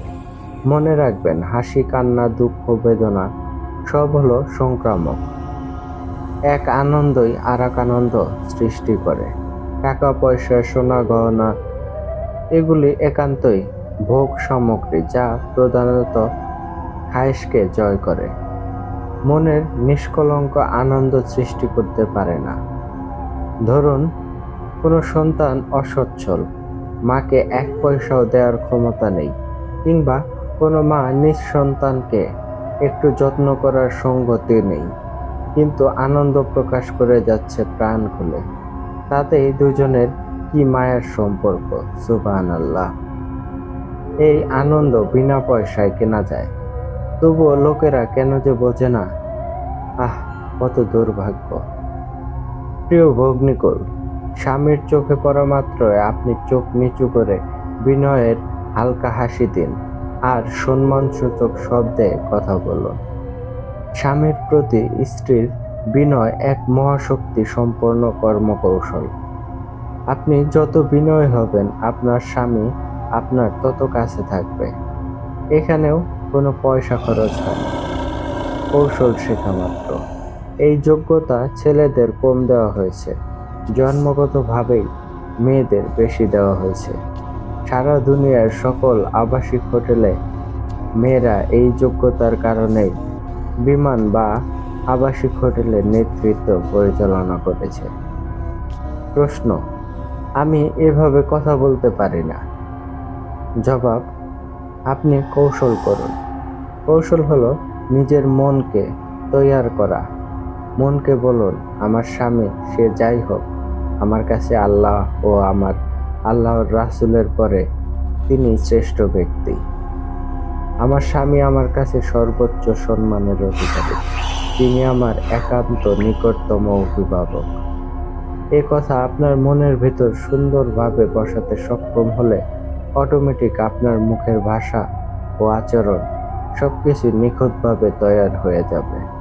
প্রশ্ন: এটা মুনাফিকি হবে কিনা? জবাব: না, কখনোই না, বরং এটাই হলো দাম্পত্য জীবনের সহিহ আমল। যে কোনো নেক আমল প্রথমে থাকে রিয়া, তারপর পরিণত হয় ইবাদত। প্রিয় ভগ্নিকুল, সর্বাবস্থায় স্বামীর পক্ষ অবলম্বন করে চলুন। শরীয়তের সুস্পষ্ট খেলাপ না হলে স্বামীর বিপরীতে দাঁড়াবেন না।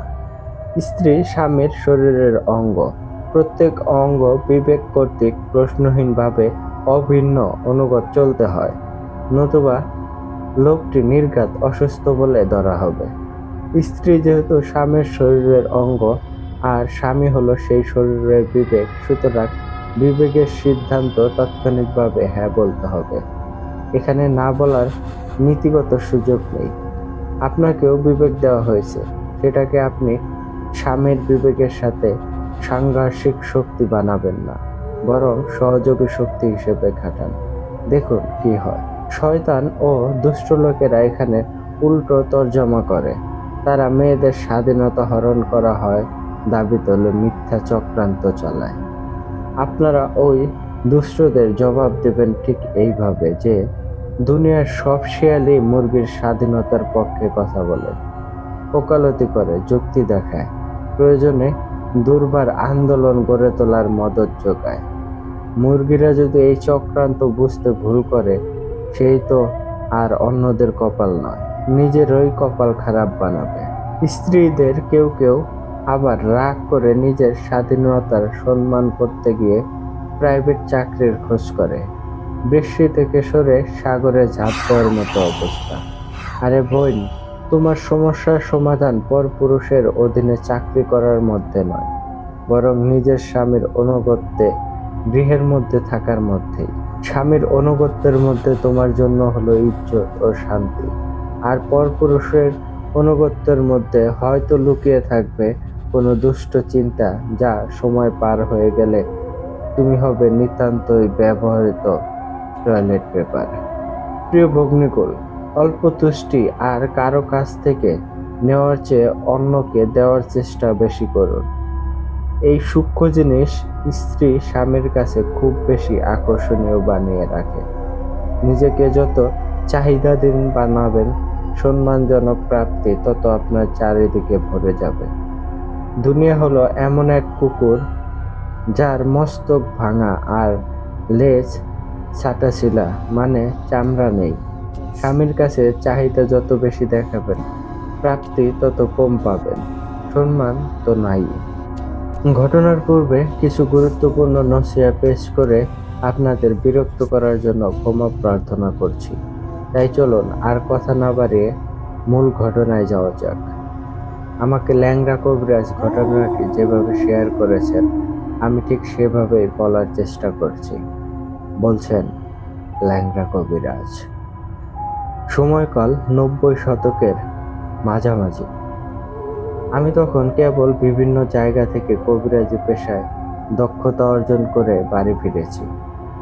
যদিও এর আগে টুকটাক কবিরাজ কাজ নিয়েই করেছিলাম, কিন্তু জ্ঞান অর্জনের পাশাপাশি প্র্যাকটিক্যাল কাজের দক্ষতা সফল হতে অনেকটাই সাহায্য করে। কিন্তু আমি তা ভুলে গিয়েছিলাম। তাই সেই ঘটনাটা আজও আমার বিবেককে নাড়া দেয়, যা ছিল আমার জীবনের অনেক বড় একটা ধাক্কা। একদিন সকালবেলায় একটা মাদ্রাসার বাচ্চা এসে আমার বাড়িতে হাজির হয় আর আমাকে বলে তার বড় হুজুর, মানে মাদ্রাসার মুহতামিম সাহেব আমার সাথে দেখা করতে চেয়েছেন। তাই আমি যেন আমাদের এলাকার সেই মাদ্রাসায় গিয়ে মুহতামিম সাহেবের সাথে দেখা করি। আমি বাচ্চাটিকে বিকেলে যাব বলে জানিয়ে দেই। হঠাৎ মুহতামিম সাহেবের তলব করা দেখে আমি কিছুটা চিন্তায় পড়ে গেলাম। তিনি চাইলে তো যে কোনো মুহূর্তে আমার বাড়িতেও আসতে পারতেন, কিন্তু তিনি তা না করে বাচ্চা পাঠিয়ে আমাকে খবর দিলেন কেন? এসব চিন্তা করতে করতে মাথায় এলো, হয়তো বিষয়টি অনেক বেশি গুরুত্বপূর্ণ, তার কারণে তিনি বাচ্চাটিকে পাঠিয়ে খবর দিয়েছেন। তাই আমি ওনার খবরের গুরুত্ব দিয়ে বিকেল হওয়ার অপেক্ষা না করে তৎক্ষণাৎ বেরিয়ে পড়ি সেই মাদ্রাসার উদ্দেশ্যে। আমাদের এলাকার ভেতরে মাদ্রাসাটি হওয়ার কারণে আমি কিছুক্ষণের মধ্যেই হেঁটে পৌঁছে গেলাম সেখানে। মুহতামিম সাহেব আমাকে দেখে অনেকটা আনন্দিত হলো আর একটা মুচকি হাসি দিয়ে আমাকে স্বাগতম জানালো। তখন মুহতামিম সাহেব আমাকে বলতে শুরু করলো, আহমেদ সাহেব, দেখুন, আমি আপনাকে একটা জরুরি কাজে স্মরণ করেছি। আর আপনিও আমাকে সাড়া দিয়েছেন বলে আমি খুবই খুশি হয়েছি। আসলে সকালবেলা মাদ্রাসায় একটা মহিলা এসেছিল। তিনি বলেছেন তার মেয়েকে নাকি জিনে ধরেছে। আমি সম্প্রতি একটা সমস্যার সমাধান করতে গিয়ে অনেক বড় ঝামেলায় পড়ে গিয়েছি। তাই এই সমস্যাটা আমার পক্ষে সমাধান করা সম্ভব হচ্ছে না। এই কারণে আমি চাইছিলাম আপনাকে বিরক্ত করতে। আপনি যদি এই কাজটি করে দিতেন তাহলে অনেক ভালো হতো। মোহতামিম সাহেবের কথা শুনে আমার গর্বে বুকটা ফুলে ওঠে। যেই কাজ মোহতামিম সাহেব নিজেই করতে পারছেন না, সেটা আমাকে করতে বলছেন। এই দ্বারা বোঝা যায় আমি অনেক অভিজ্ঞ হয়ে গেছি। বলতে গেলে আমার মাঝে এক প্রকার দাম্ভিকতা কাজ করতে শুরু করেছিল। আমিও মোহতামিম সাহেবকে বললাম, কোনো সমস্যা নাই, আমি এই কাজ করে দেব। আপনি আমাকে সেই মহিলার বাড়ির ঠিকানাটা দিন। তখন মোহতামিম সাহেব আমাকে সাথে করে একটি মাদ্রাসার বাচ্চা দিয়ে বলল, এই বাচ্চাটি ওই মহিলার পাশের ঘরের বাচ্চা, তাই এর সাথে গেলে আপনি ওই ঠিকানায় পৌঁছে যাবেন। এরপর আমি বাচ্চাটিকে সাথে নিয়ে সেই মহিলার বাড়ির উদ্দেশ্যে রওনা দিলাম। মহিলার ঘরে গিয়ে দেখতে পেলাম সামনের রুমে মহিলা স্বামী খাটের উপর আধমরা হয়ে শুয়ে আছে, আর ঘরের ভেতর থেকে কেমন জানি একটা বটকা গন্ধ নাকে ভেসে আসছে। সেই গন্ধ আমি জীবনে আগে কখনো অনুভব করিনি। এই প্রথমবারের মতো কেমন জানি একটা বিশ্রী গন্ধ আমার নাকে পেলাম। আমি ঘরে ঢুকতেই একজন মহিলা এসে আমার সামনে উপস্থিত হলো, আর তিনি আমাকে সালাম দিয়ে বলল, হুজুর আসুন, আপনার অপেক্ষায় ছিলাম এতক্ষণ। মোহতামিম সাহেব বলেছিলেন আপনি আসবেন। দেখুন না ওনার কি অবস্থা। এই বলে তার স্বামীর দিকে ইঙ্গিত করে। তারপর বলে, তার চেয়েও আমার মেয়ের অবস্থা আরো ভয়াবহ। আমার কোমলমতি মেয়েটা কেমন জানি বদমেজাজি ও খিটখিটে স্বভাবের হয়ে গেছে। সারাদিন ঘরে মরা মানুষের মতো পড়ে ঘুমায়, আর রাতের বেলায় কি জানি অদ্ভুত ভাষায় বিড়বিড় করে তার সাথে যেন কথা বলে। দেয়ালের মধ্যে কি সব হাবিজাবি লিখে পুরো দেওয়াল নষ্ট করে ফেলেছে। মানা করলে শুনে না, আমাদের দিকে মারতে তেড়ে আসে। খাইতে গেলে 5 জনের খাবার সে একাই খেয়ে ফেলে। ঘরের বিভিন্ন জিনিসপত্র ভাঙচুর করে। কয়েকদিন আগে সে ঘরের জিনিসপত্র ভাঙচুর করতেছে দেখে তার বাবা যখন তাকে বাধা দিতে যায়, সে তার বাবাকে 2 হাতে ধরে মাথার উপর তুলে জোরে একটা আছাড় দেয়। আমি তা দেখে হতভম্ব হয়ে যাই, কেননা এমন একটা মেয়ের পক্ষে কখনোই সম্ভব না একজন মানুষকে মাথার উপর তুলে আছাড় মারা। তার বাবা মাটিতে আছড়ে পড়ে কুকড়াতে লাগলো, আর আমার মেয়েটি তার বাবার দিকে তাকিয়ে পুরুষ মহিলা সংমিশ্রিত কণ্ঠে কর্কশ গলায় বলল, আমার থেকে দূরে যা, সব সময় আমার থেকে দূরে থাকবি, চাইলে কখনো আমার কাছে আসবি না। মেয়ের এমন ব্যবহার দেখে আমি হতবাক হয়ে গিয়েছি, আর আমার স্বামীর মেরুদণ্ড প্রচণ্ড ব্যথা পায়। তাই তিনি এই কদিন যাবৎ বিছানায় পড়ে আছেন। আমার আর বুঝতে বাকি রইল না মেয়ের কি হয়েছে। হাজার হলেও তো আমি একজন মা। হুজুর, বাকিটা আপনি সামলান, আমি আপনাকে সব কিছু বললাম। এরপর মহিলাটি আমাকে তার মেয়ের রুমটি দেখিয়ে দিল, আর আমি রুমে প্রবেশ করতেই ভ্যাপসা একটা গন্ধ আমার নাকে ভেসে আসলো। আর তা সহ্য করতে না পেরে আমি নাক বন্ধ করে চেপে ধরলাম। রুমের আলো জ্বালাতেই দেখতে পেলাম দেয়ালের চারপাশে বিভিন্ন রকমের কালো জাদুর চিত্র অঙ্কন করা, আর কোনো এক অপরিচিত ভাষায় অদ্ভুত অদ্ভুত সব অক্ষর লেখা। এসব দেখে আমিও কিছুটা অনুমান করতে পারলাম এখানে হয়তো ভয়াবহ কিছুর অস্তিত্ব রয়েছে। তাই আমি মহিলাটিকে বললাম, আচ্ছা আমি এখন যাই, মাগরিবের নামাজ পড়ে আসব। আপনার মেয়েকে রুকাইয়া করতে হবে। দেখি কোন শয়তান এসে এই ঘরে বসবাস শুরু করেছে। আমি প্রয়োজনীয় সবকিছু নিয়ে মাগরিবের পর চলে আসব। আপনার চিন্তার কোনো কারণ নেই। মহিলাটির কাছ থেকে বিদায় নিয়ে আমি বাড়ির পথে রওনা দিলাম।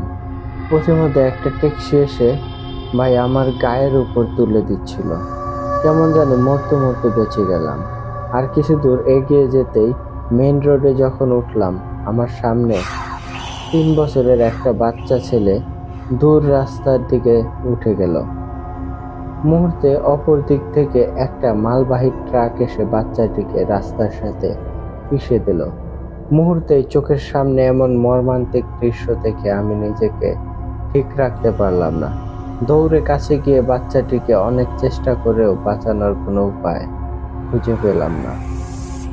আমার সামনেই ছটফট করতে করতে বাচ্চাটি ওখানে মারা গেল। ততক্ষণে ঘটনাস্থলে অনেক মানুষের ভিড় জমে গেল। আমি এমন হৃদয় বিতরক পরিস্থিতির মোকাবেলা করতে না পেরে দ্রুত সেখান থেকে চলে আসলাম। বাড়িতে এসে অজু করে তাই নামাজে দাঁড়িয়ে গেলাম আর আল্লাহর কাছে শুকরিয়া আদায় করে 2 রাকাত নফল নামাজ আদায় করলাম। এরপর বাচ্চাটির মাগফিরাতের জন্য আল্লাহর কাছে দোয়া চাইলাম। আর আমার সাহায্যকারী জিন বাসগুরুকে স্মরণ করার কিছুক্ষণ পরেই সে এসে হাজির হয়।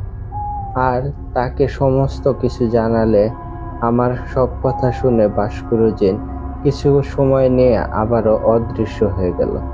ঘণ্টাখানেক পর বাসগুরু জিন আবারও হাজির হলো। এসে আমাকে যা বলল তা শোনার জন্য আমি মোটেও প্রস্তুত ছিলাম না। বলছেন, বাসগুরু জিন, আহমেদ, তুমি হয়তো নিজের দাম্ভিকতার কারণে আজ মরতে বসেছিলে।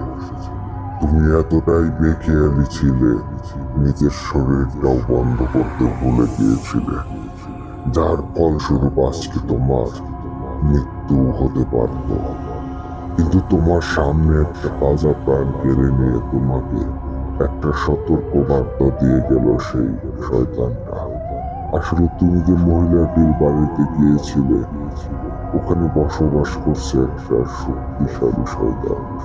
কিন্তু সে কোন ধরনের শয়তান তা আমি খুঁজে বের করতে পারিনি, কেননা তার সাহায্যকারী জিনেরা সেই বাড়িটির চারপাশে ঘেরাও করে রেখেছে, যার কারণে আমি সেখানে যেতে পারিনি। তুমি বাড়িতে ফিরে আসার সময় তোমাকে সতর্কবার্তা হিসেবে সেই অ্যাক্সিডেন্টের হাত থেকে বাঁচিয়েছে। আর এরপর তোমার চোখের সামনে বাচ্চাটিকে হত্যা করেছে, যাতে করে তুমি আর না করো। জানি না তুমি সফল হবে কিনা, তবে সফল হলেও তোমাকে হয়তো অনেক কিছুই হারাতে হবে, কেননা তুমি এমন একটা অপশক্তির বিরুদ্ধে নেমেছো যার সম্পর্কে তোমার কোনো ধারণাই নেই। আর আমিও তোমাকে এই কাজে কোনোভাবে সাহায্য করতে পারছি না, কারণ তারপরেও তুমি যদি তোমার দায়িত্ববোধের জায়গা থেকে মনে করো এই কাজটি তোমার জন্য প্রয়োজন, তাহলে অনেক বেশি সতর্কতা অবলম্বন করে আর নিজের শরীরে সবসময় বন্ধ রাখো।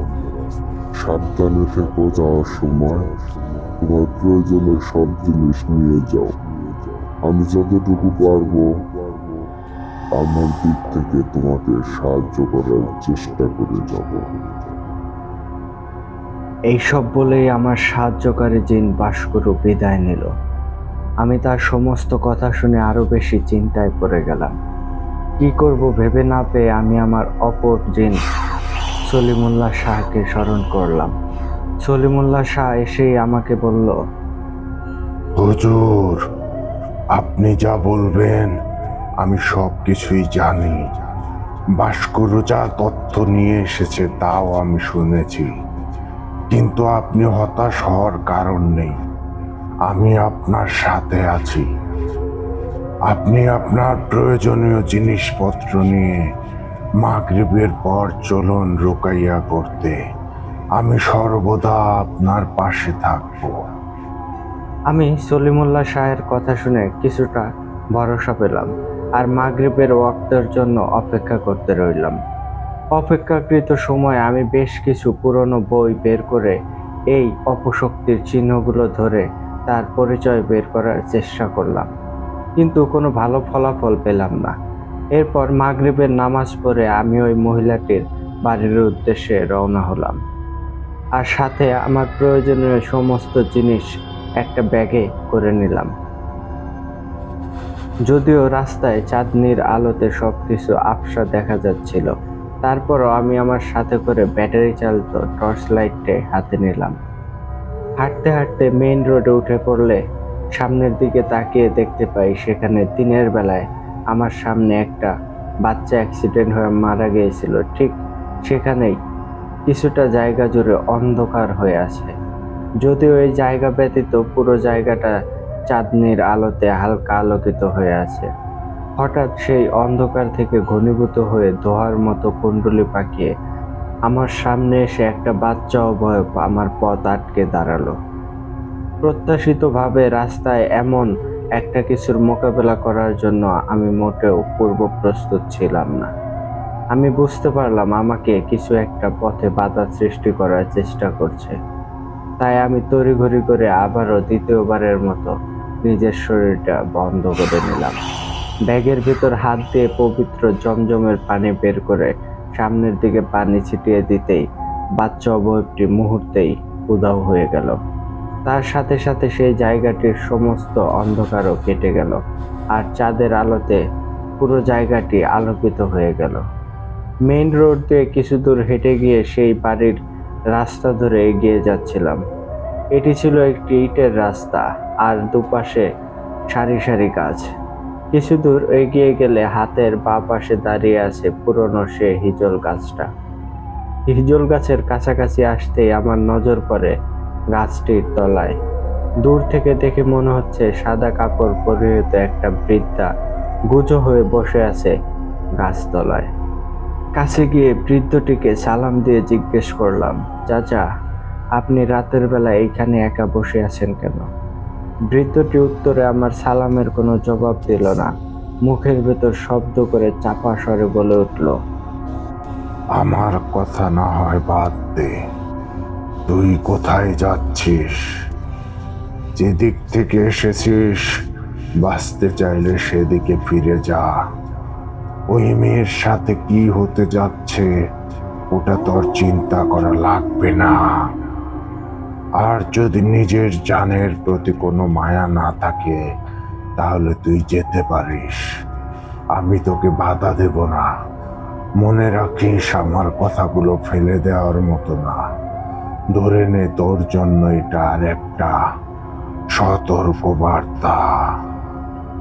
বৃদ্ধাটির কথা শুনে আমার বুঝতে বাকি রইল না এটা আসলে কোনো মানুষ না, মূলত এটা মানুষরূপী একটা শয়তান। কেননা আমি কোথায় যাচ্ছি মানুষ হলে তা জানার কথা না, আর সেই বৃদ্ধ কিভাবেই জানবে আমি ওই মেয়ের চিকিৎসা করতে যাচ্ছি? আমি বুঝতে পারলাম এইটা একটা শয়তানি চাল, তাই আমি তাকে উদ্দেশ্য করে বললাম, তোর কথায় আমি কোনো পাত্তা দিচ্ছি না, কেননা তোর মতো অনেক শয়তানকে শায়েস্তা করেছি আমার এই জীবনে। আমার কথা না ভেবে বরং তুই তোর নিজের চিন্তা কর। আমার এসব কথা শুনে বৃদ্ধরূপী সেই শয়তানটা আবারও বলে উঠল, তুই হয়তো আমার কথা এখনো বুঝতে পারিসনি, তাই বারবার তুই নিজের জেদ চালিয়ে যাচ্ছিস। শয়তানের মুখে আমাদের অর্থাৎ বহু বছর শব্দটা শুনে আমি খুবই অবাক হলাম। তাহলে তার মানে কি এখানে কি অনেকগুলো শয়তান রয়েছে? মনে মনে নিজেকে প্রশ্ন করলাম। তখন বুঝতে পারলাম আমার সাহায্যকারী জিন বাসগুরু কেন বলেছিল আমার কাজটিতে এত সহজে সফল হতে পারবো না। এসব ভাবতে ভাবতেই হঠাৎ করে আমাকে আমার অন্য সাহায্যকারী জিন সলিমুল্লাহ শাহ বলে উঠল, আহমেদ, আপনি এখনো এখানে কি করছেন? কোনো মায়াতেই কান দিবেন না। আপনি সোজা ওই বাড়িতে চলে যান। আপনাকে বিভ্রান্ত করার জন্য এরা রাস্তার মধ্যে ঝামেলা সৃষ্টি করছে।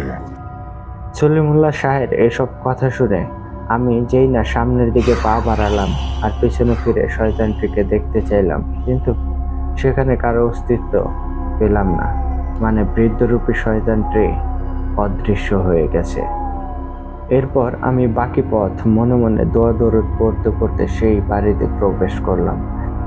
বাড়ির ভিতরে প্রবেশ করে ঘরে ঢোকার আগে সলিমুল্লাহ শাহকে ডেকে কিছু জিজ্ঞেস করব, কিন্তু তার কোথাও সারা শব্দ পেলাম না। অনেকবার সলিমুল্লাহ শাহকে স্মরণ করার পরও তার কোনো খোঁজ পেলাম না। আমার আর বুঝতে বাকি রইল না, সলিমুল্লাহ হয়তো কোনো বাধা বিপত্তির সম্মুখীন হয়েছে, যার কারণে সে বাড়ির ভিতরে প্রবেশ করতে পারছে না। তাই আমি তার জন্য অপেক্ষা না করে আল্লাহর ওপর ভরসা করে ঘরে প্রবেশ করলাম। আমি ঘরের ভেতর প্রবেশ করতেই মহিলাটি এসে আমাকে সালাম দিল আর আমাকে সরাসরি তার মেয়ের রুমে নিয়ে গেল। মেয়েটির রুমে ঢুকতেই মেয়েটি আমার দিকে তাকিয়ে বিশ্রীভাবে একটা হাসি দিল, যে হাসির অন্তরালে ছিল শয়তানিতে ভরপুর। আমি খাটের উপর বসতে যাবই, ঠিক সেই মুহূর্তে মেয়েটি গিয়ে খাটের অন্য প্রান্তে এগিয়ে জড়সড় হয়ে বসে পড়ল আর আমার দিকে তাকিয়ে ইশারা করে কি জানি বলতে চাইল, আর নিজেই নিজের হাতের ওপর কামড় বসিয়ে আস্ত একটা মাংস তুলে নিল। এসব দেখে আমার বুঝতে বাকি রইল না সেই শয়তানটা মেয়েটির ওপর উপস্থিত আছে। তাই আমি বললাম, থামতে বলছি, বাঁচতে চাইলে এখনই থাম। এরপর আমি আমার ব্যাগ থেকে 2টি আগরবাতি বের করে ওই রুমে জ্বালিয়ে দিলাম আর বোতল থেকে কিছুটা জমজমের পানি সেই পুরো রুমে ছিটিয়ে দিলাম। আমার এসব কর্মকাণ্ড দেখে মেয়েটি আমার দিকে তাকিয়ে কেমন জানে বিশ্রীভাবে হেসে যাচ্ছিল। আমার ওপর তার এমন ঠাট্টা বিদ্রুপ দেখে আমি অনেক বেশি রেগে গেলাম, কেননা এর আগে কোনো রোগীর উপর এরকম শয়তান জিন আমি দেখিনি। এরপর আমি মেয়েটির বাম হাতের কনিষ্ঠ আঙ্গুল চেপে ধরে রুকাইয়া করা শুরু করলাম। কিছুক্ষণ রুকাইয়া করার পর মেয়েটি কান্না করতে শুরু করলো। আমাকে 2 হাত জোর করে বলতে লাগলো, হুজুর, দয়া করে আমাকে মারবেন না, আমার ভুল হয়ে গেছে। আপনি চাইলেই আমি চলে যাব, এক্ষুনি চলে যাব। দয়া করে আমাকে ছেড়ে দিন। শয়তানের এসব কথা শুনে আমি মনে মনে খুশি হলাম, কেননা আমি ভেবেছিলাম কাজটি হইতে এত সহজ হবে না। কিন্তু এসব ভাবনা শেষ হওয়ার আগেই সেই মেয়েটির ভেতরে থাকা শয়তানটি আবারও বলে উঠল,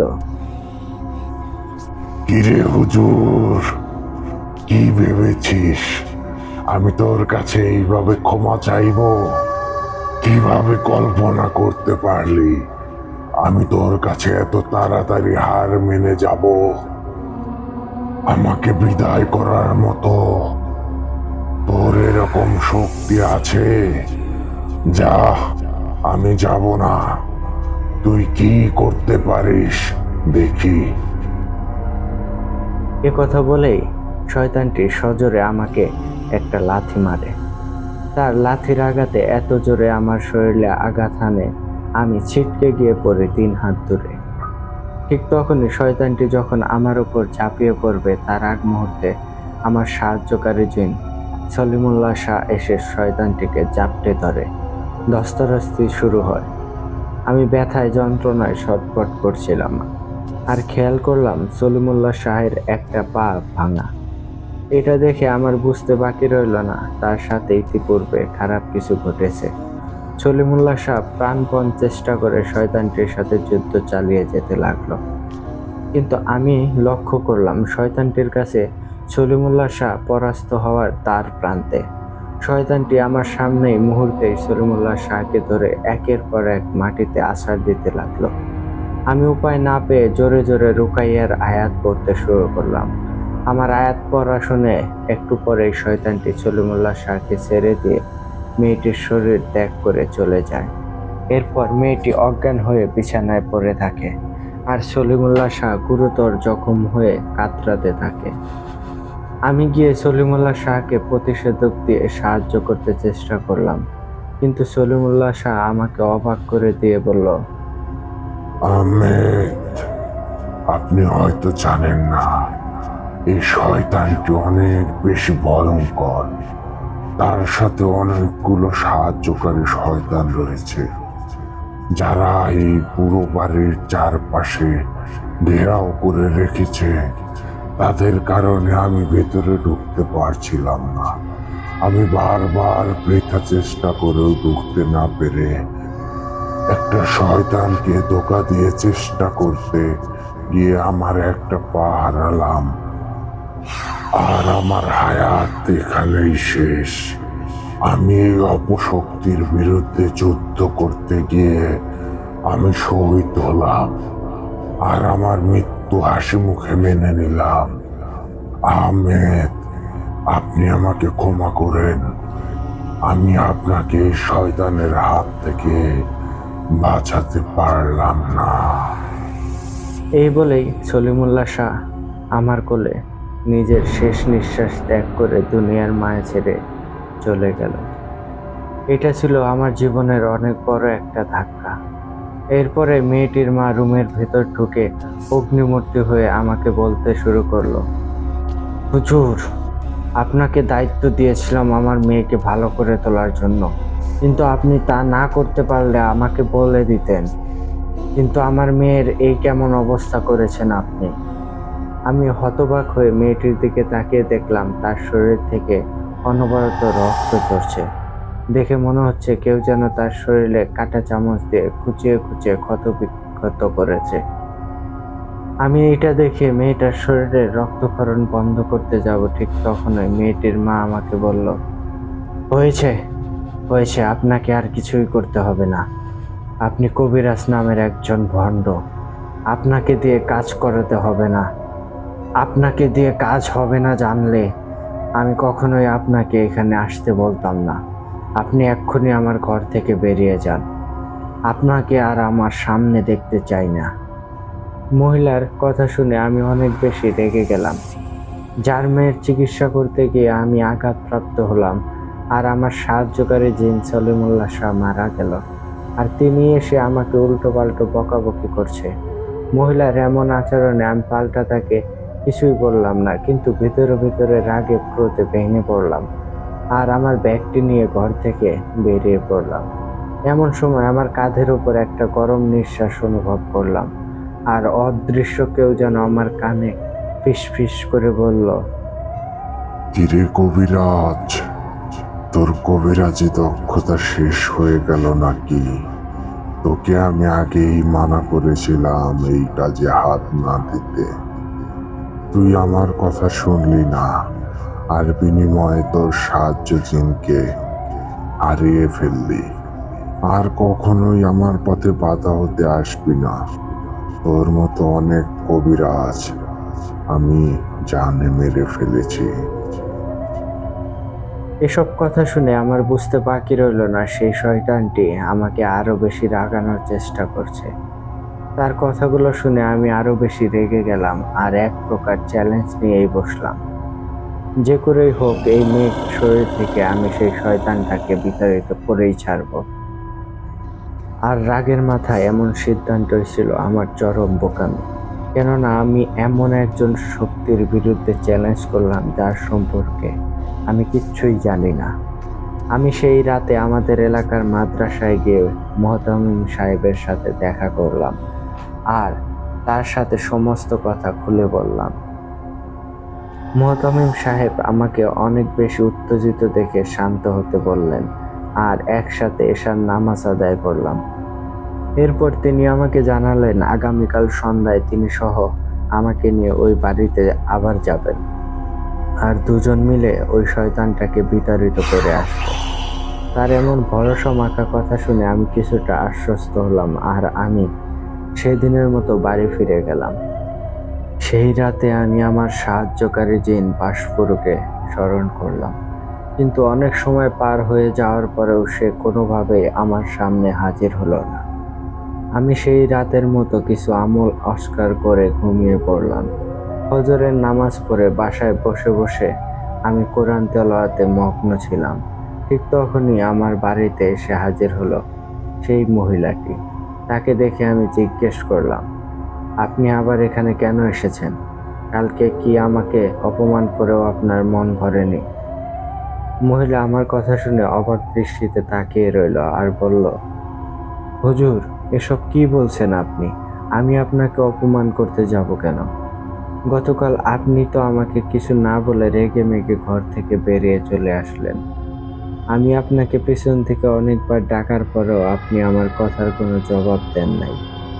হুজুর, আমার কি কোনো ভুল হয়েছে? যদি কোনো ভুল করে থাকি আমাকে ক্ষমা করেন, তারপরেও দয়া করে আমার মেয়েটিকে আপনি বাঁচান। তখন সেই মহিলাটিকে উদ্দেশ্য করে বললাম, আপনি আপনার মেয়ের সাহায্য করার জন্য আমাকে ডেকে নিয়ে গেলেন, আর আমিও সাহায্য করার জন্য আমার সর্বোচ্চ চেষ্টা করেছি, কিন্তু আপনি তো আমাকে অপমান করে বিদায় করলেন। আমার কথা শুনে মহিলাটি বললেন, হুজুর, আপনার হয়তো কোথাও কোনো ভুল হচ্ছে। আমি গতকাল আপনাকে কিছুই বলিনি। আপনি তো আমার কথার কোনো জবাব না দিয়েই সোজা চলে আসলেন। মহিলার এমন কথা শুনে আমি আরো বেশি হতবাক হয়ে গেলাম। তাহলে কি সেই শয়তানটি আমাকে এত বড় একটা ধোঁকা দিয়ে গেল? সেই শয়তানটা কি মহিলার উপর ভর করে এইসব কথা বলেছিল নাকি? সেই মহিলার রূপ ধরে আমাকে ধোঁকা দিল নাকি? এসব কথা মনে মনে ভেবেই আমি কেমন জানি দোটানায় পড়ে গেলাম। পরক্ষণে আমি মহিলাটিকে বললাম, আচ্ছা যাই হোক, আপনি এখন বাড়িতে চলে যান আর আপনার মেয়ের দিকে খেয়াল রাখবেন। আমি সন্ধ্যাবেলায় মোহতামিম সাহেবকে নিয়ে আপনার বাড়িতে আসব, আর আজকেই এই সমস্যার একটা বিহিত করেই ছাড়বো ইনশাল্লাহ। এরপর মহিলাটি আমার বাড়ি থেকে চলে গেলেন। আমিও সন্ধ্যাবেলায় মোহতামিম সাহেবের সাথে মহিলার বাড়িতে গিয়ে উপস্থিত হলাম। আমরা দুজনেই বাড়ির ভিতর প্রবেশ করতেই উপলব্ধি করলাম বাড়ির চারপাশের পরিবেশটা কেমন জানি নিস্তব্ধ হয়ে আছে, যেমনটা প্রবল ঝড়ের পূর্বাভাস দেখা যায়। মোহতামিম সাহেব আমাকে বারবার সতর্ক করে বলতে লাগলেন, আহমেদ সাহেব, অনেক বেশি সতর্ক থাকবেন আপনি। গতকাল ধোঁকা খেয়ে গিয়েছেন, তার থেকে শিক্ষা নেওয়ার অনেক কিছুই আছে। তাড়াহুড়ো করে আবেগের বশে কোনো কিছু করে বসবেন না, তাহলে শয়তানটা সে তার কার্য সিদ্ধ করতে সফল হবে। এরপর আমরা দুজন মেয়েটির ঘরের ভেতর প্রবেশ করলাম। রুমের ভেতর বেশ কিছু মোমবাতি ও আগরবাতি জ্বালিয়ে দিলাম। জমজমের পানি দ্বারা রুমটিকে আবারও পবিত্র করলাম। মোহতামিম সাহেবের সাথে আমিও টানা রুকাইয়া করে সেই মেয়েটির উপর শয়তানটিকে হাজির করতে সক্ষম হলাম। শয়তানটিকে দুজন মিলে অনেক সওয়াল জবাব করার পরও আশানুরূপ কোনো উত্তর পেলাম না। এরপর শয়তানটি বলল, কিরে আহমেদ, কালকের শিক্ষা থেকে কি এখনো তোর বিবেক বুদ্ধি উদয় হয়নি? তুই আমার সম্পর্কে না জেনেই আমার সাথে লড়াই করতে এসেছিস। তোর শেষ পরিণতি অনেক ভয়াবহ হবে, শুধু এতটুকুই জেনে রাখ। তবে এই মুহূর্তে আমি এই মেয়ের শরীর থেকে চলে যাচ্ছি, কিন্তু এই যাওয়া শেষ যাওয়া না। তুই আমার অস্তিত্ব রাত দিন অনুভব করতে পারবি। এই বলে শয়তানটি মেয়েটির শরীর ছেড়ে চলে গেল। এরপর আমি আর মোহতামিম সাহেব মেয়েটির সুস্থতার জন্য রুকাইয়া করি আর প্রয়োজনীয় কিছু তদবির দিয়ে দেই। এরপর আমরা দুইজন অনুভব করি কেমন জানি চারপাশটা হালকা হয়ে এসেছে। আমরাও নিজেদের অনেক হালকা অনুভব করি। ঘরের ভেতরে থাকা সেই ভোটকা গন্ধটাও আর নেই। আগরবাতির ঘ্রাণে পুরো ঘর সুবাসিত হলো। এরপর হঠাৎ করে আমার সাহায্যকারী জিন বাঁশকুড়ে এসে হাজির হলো। আমি তার কাছে কিছু জানতে চাইলাম, কেন সে আজকে 2 দিন যাবৎ আমার কোনো সাড়া শব্দ দিচ্ছিল না। তখন সে বলল, আহমেদ, তুমি কি এখনো বুঝতে পারছো না তোমার সাথে কি ঘটে চলেছে? আমি তোমাকে সাহায্য করার জন্য তথ্য আদায় করতে গিয়ে শয়তান বাহিনীর হাতে বন্দী হই, তাই আমি তোমার সামনে হাজির হতে পারছিলাম না। এই জন্যই আমি তোমাকে বলতেছিলাম সাবধানে থাকতে। মূলত আমি চেয়েছিলাম প্রথমে সেই শয়তান সম্পর্কে আগে তথ্য আদায় করতে। কিন্তু সলিমুল্লাহ শাহ না বুঝেই সেই শয়তানের বিরুদ্ধে যুদ্ধ শুরু করলো, আর ফলাফল তুমি নিজ চোখেই দেখলে। কিন্তু সেই শয়তান অনেক বিচক্ষণতার সাথে কাজ করে যাচ্ছে। তারা আমাকে হাতের নাগালে পেয়ে বন্দি করলো। চাইলেই আমি যে কোনো মুহূর্তে হত্যা করতে পারত, কিন্তু সে তা করেনি, আর আমাকে এখন ছেড়ে দিল। আর এদিকে এই মেয়ের শরীরও ত্যাগ করে চলে গেল। সবকিছু মিলিয়ে দেখলাম এই শয়তান এত সহজে তোমার পিছু ছাড়বে না। তাই তোমাকে আজ থেকে অনেক বেশি সতর্ক থাকতে হবে। আপাতত কোনো রোগীর সমস্যার সমাধানে যাবে না, কারণ এই শয়তান কখন কি করে বলা যায় না। ভাস্কর্যজিনের এসব কথা শুনে আমি সবকিছু মিলে বুঝতে পারলাম আসলেই তার কথা সঠিক। শয়তানটি তার পরিকল্পনা মাফিক কাজ করে যাচ্ছে, নয়তো সে এত তাড়াতাড়ি এই মেয়ের শরীর ছেড়ে যাওয়ার কথা না। তখন আমি মুহতামিম সাহেবের সেই বাড়ি থেকে বিদায় নিয়ে চলে আসলাম। মুহতামিম সাহেব আমাকে আবারও সতর্ক করে বলল, আহমেদ, সতর্ক থাকবেন। আপনাকে যা বলার আমি বলেছি তা হয়তো এতক্ষণে বুঝেও গিয়েছেন। কোনো প্রকার সাহায্যের দরকার হলে আমাকে জানাবেন।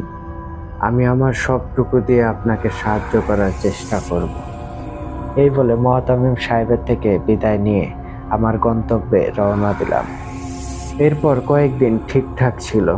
একদিন সন্ধ্যায় আমি বসে বসে কিছু পুরনো বই পড়ছিলাম। এমন সময় আমার স্ত্রী এসে আমাকে কিছু রং বেরঙের সন্দেশ এনে দিল। সন্দেশগুলো দেখতে অনেক লোভনীয় ছিল। আর স্ত্রীকে জিজ্ঞেস করলাম, এই সন্দেশ তুমি কোথায় পেলে? কিন্তু আমার স্ত্রী কেমন জানি আর চোখে আমার দিকে তাকিয়ে বলল, তোমাকে খেতে দিয়েছি, খাও, এত প্রশ্ন করার দরকার নেই। আমার স্ত্রীর এমন কথা শুনে আমি অবাক হলাম, কেননা সে আমার সাথে এভাবে কখনো কথা বলেনি। না জানি হঠাৎ করে কি হলো তার।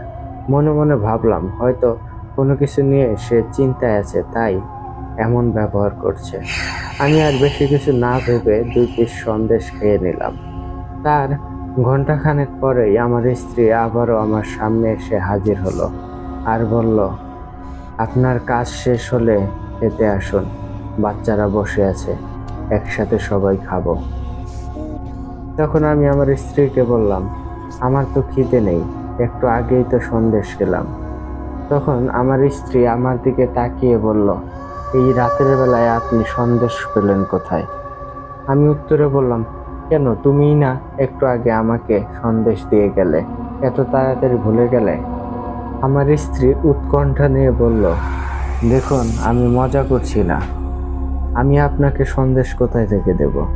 আর তাছাড়া আমি তো এতক্ষণ রান্না করছিলাম। সন্ধ্যার আগে আপনার সাথে কথা হয়েছিল, এরপর আমি তো আর আসিনি এদিকে। এখন খেতে চলুন। এই বলে আমার স্ত্রী সেখান থেকে চলে গেল। আমার সাথে কি ঘটে গেল আমি কিছুই বুঝে উঠতে পারলাম না। সেই রাতে আমি আর খাবার দাবার কিছুই খেলাম না। আমার স্ত্রীকে বিষয়টি নিয়ে বললে সে আমার মনের ভুল বলে সান্ত্বনা দিল। পরদিন থেকেই বাদে বিপত্তি। হঠাৎ করে আমার শরীরটা কেমন জানি খারাপ হয়ে গেল। শরীরটা অসম্ভব ভারী অনুভব করতে শুরু করলাম। স্ত্রী সন্তান কাউকে সহ্য করতে পারছিলাম না। সবার সাথে এক প্রকার খারাপ আচরণ শুরু করলাম।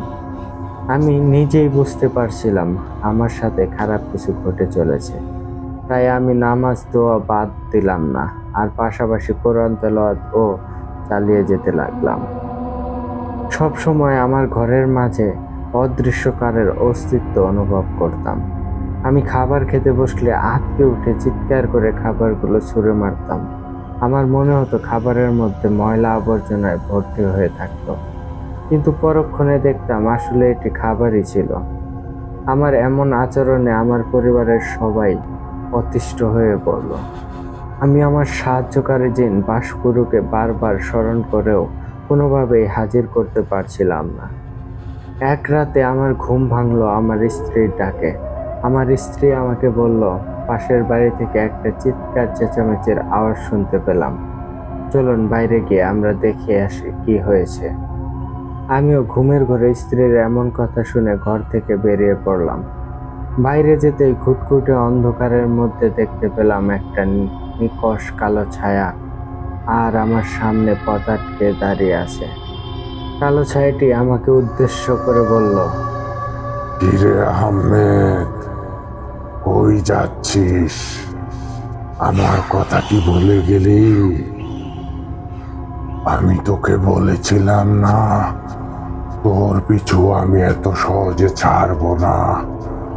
দেখ এখন তোর পরিবারের সবাই তোকে ঘৃণা করতে শুরু করেছে, আর কিছুদিন পর তোর পরিবারের সদস্যরাই অতিষ্ঠ হয়ে তোকে হত্যা করবে।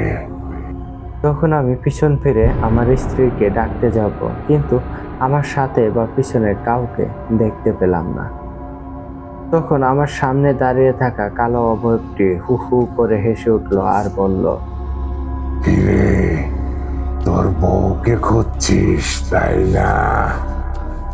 তোর বউ তো ঘরেই ঘুমাচ্ছে আহাম্মক। তুই কি এখনো বুঝতে পারছিস না আমি ইচ্ছে করে তার ছদ্মবেশে তোর সামনে হাজির হচ্ছি?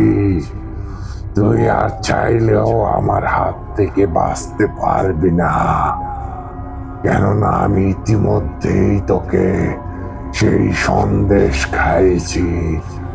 তা তোর মৃত্যুর পরোয়ানা।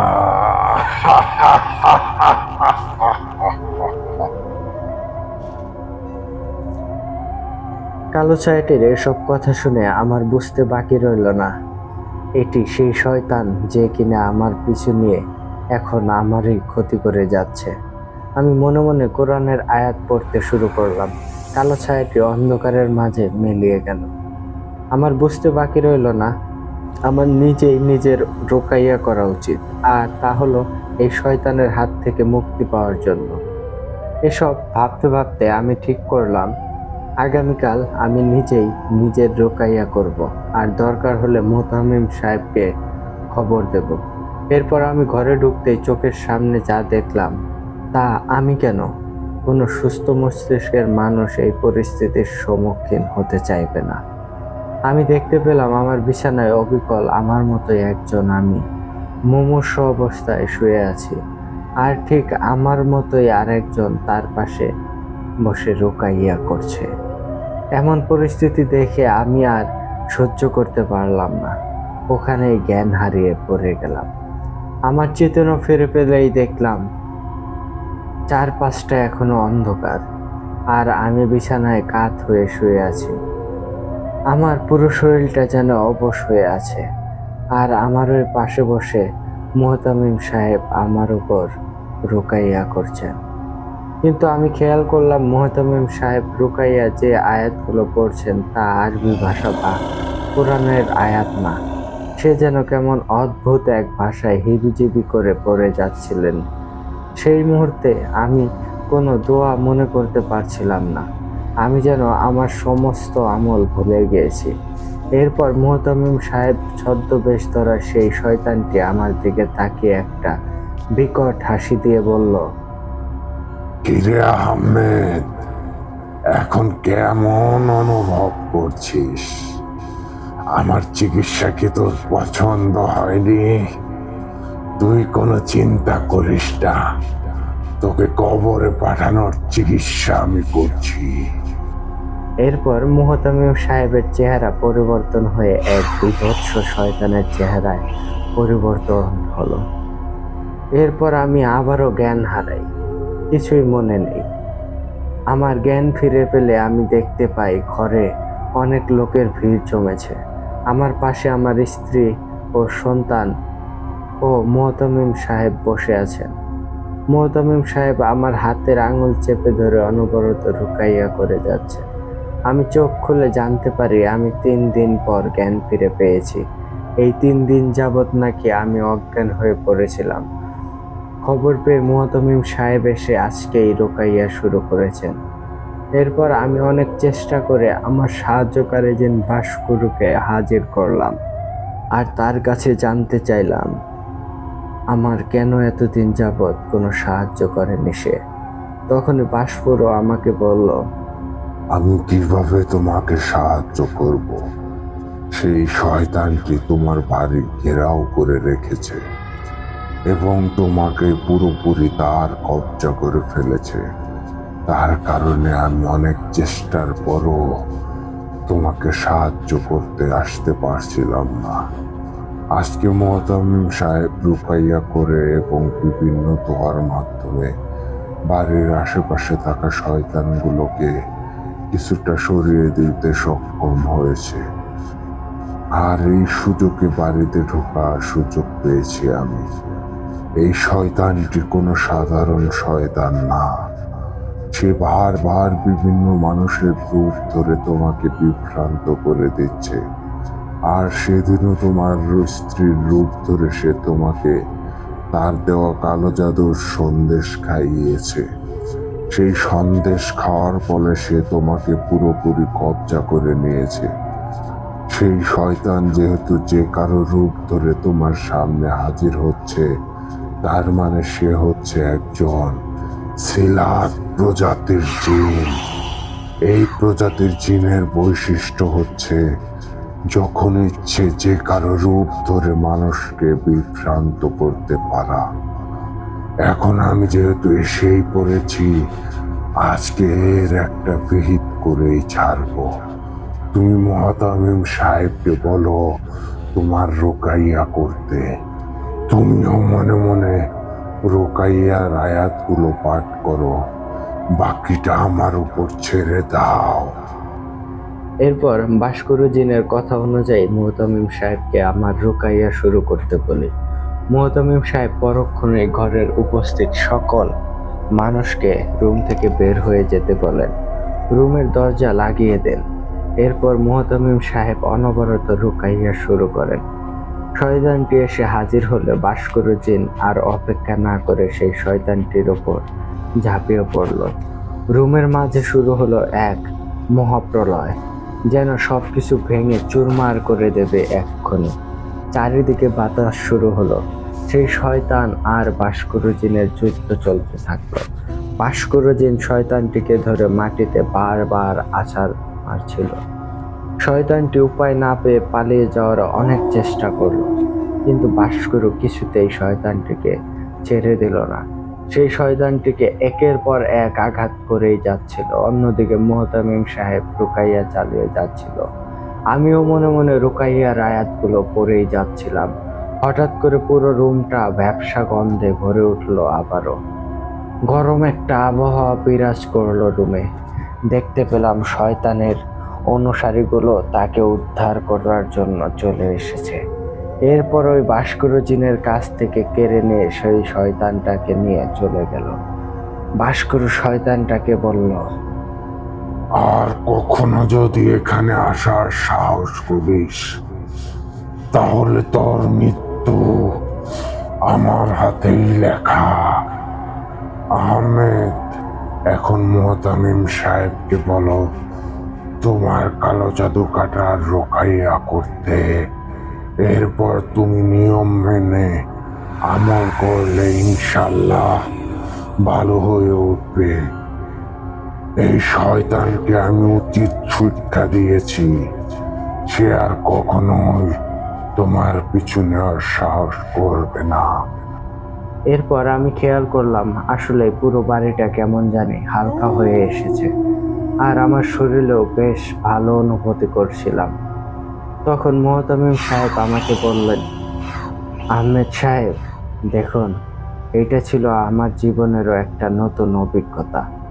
আপনি আবেগের বশে অনেক বড় ভুল করেছেন। এই শয়তান সম্পর্কে না জেনে তাকে চ্যালেঞ্জ দিয়ে আপনি নিজের বিপদ নিজেই ডেকে এনেছেন। যাই হোক, এখন থেকে এরকম ভুল আর কখনোই করবেন না। নিজের প্রতি খেয়াল রাখবেন।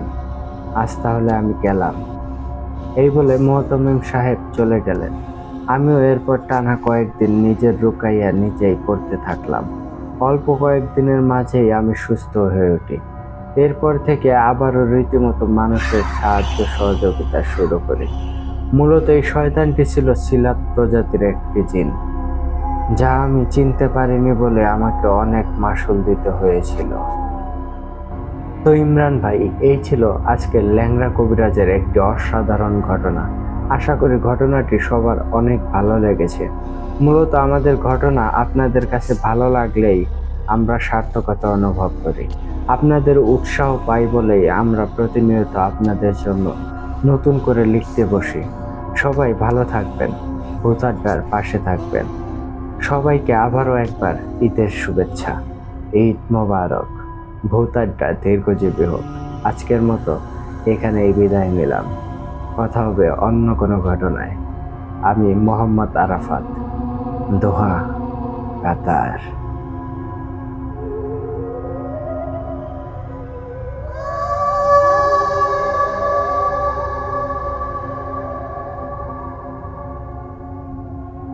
ধন্যবাদ আরাফাত ভাই। বরাবরের মতোই আপনাকে আর নতুন করে কি বলবো। আপনার ল্যাংড়া কবিরাজ হচ্ছে একজন লিজেন্ডারি ক্যারেক্টার। ওনার ঘটনা সবসময় ভালো হয়, আর আজকেও বরাবরের মতোই অসম্ভব ভালো লেগেছে আশা করি সবার কাছে। এই ঘটনাগুলো আপনাদের কেমন লেগেছে অবশ্যই কিন্তু কমেন্ট করে জানাবেন। আর আপনারাও যদি আমাদেরকে ঘটনা পাঠাতে চান সেই ক্ষেত্রে কিন্তু আপনাদের কাছে দুটি ওয়ে আছে। প্রথমত আপনারা আমাদেরকে সরাসরি হোয়াটসঅ্যাপে নক দিতে পারেন, আর হোয়াটসঅ্যাপ নাম্বারটি আমাদের ডেসক্রিপশন বক্সে অথবা কমেন্ট বক্সে প্রিন্ট আপ করা আছে। এছাড়াও আপনারা চাইলে কিন্তু আমাদেরকে ইমেলের মাধ্যমে ঘটনা পাঠাতে পারেন, আর এই মেল অ্যাড্রেসটি হচ্ছে bhutadda@gmail.com BHOOTADDA@gmail.com। এই অ্যাড্রেসে আপনাদের জানাশোনা সেরা ঘটনাটি লিখে কিংবা ভয়েস ক্লিপ আকারে আমাদেরকে পাঠিয়ে দিন। আপনাদের ঘটনার অপেক্ষায় রইলাম। তো এই ছিল আজকের আয়োজন, আশা করি আপনাদের ভালো লেগেছে। তো আবারও আপনাদেরকে অগ্রিম ঈদের শুভেচ্ছা জানিয়ে আজকের মতো আমি ইমরান ইসখান এখানে বিদায় নিচ্ছি। ঈদ মোবারক।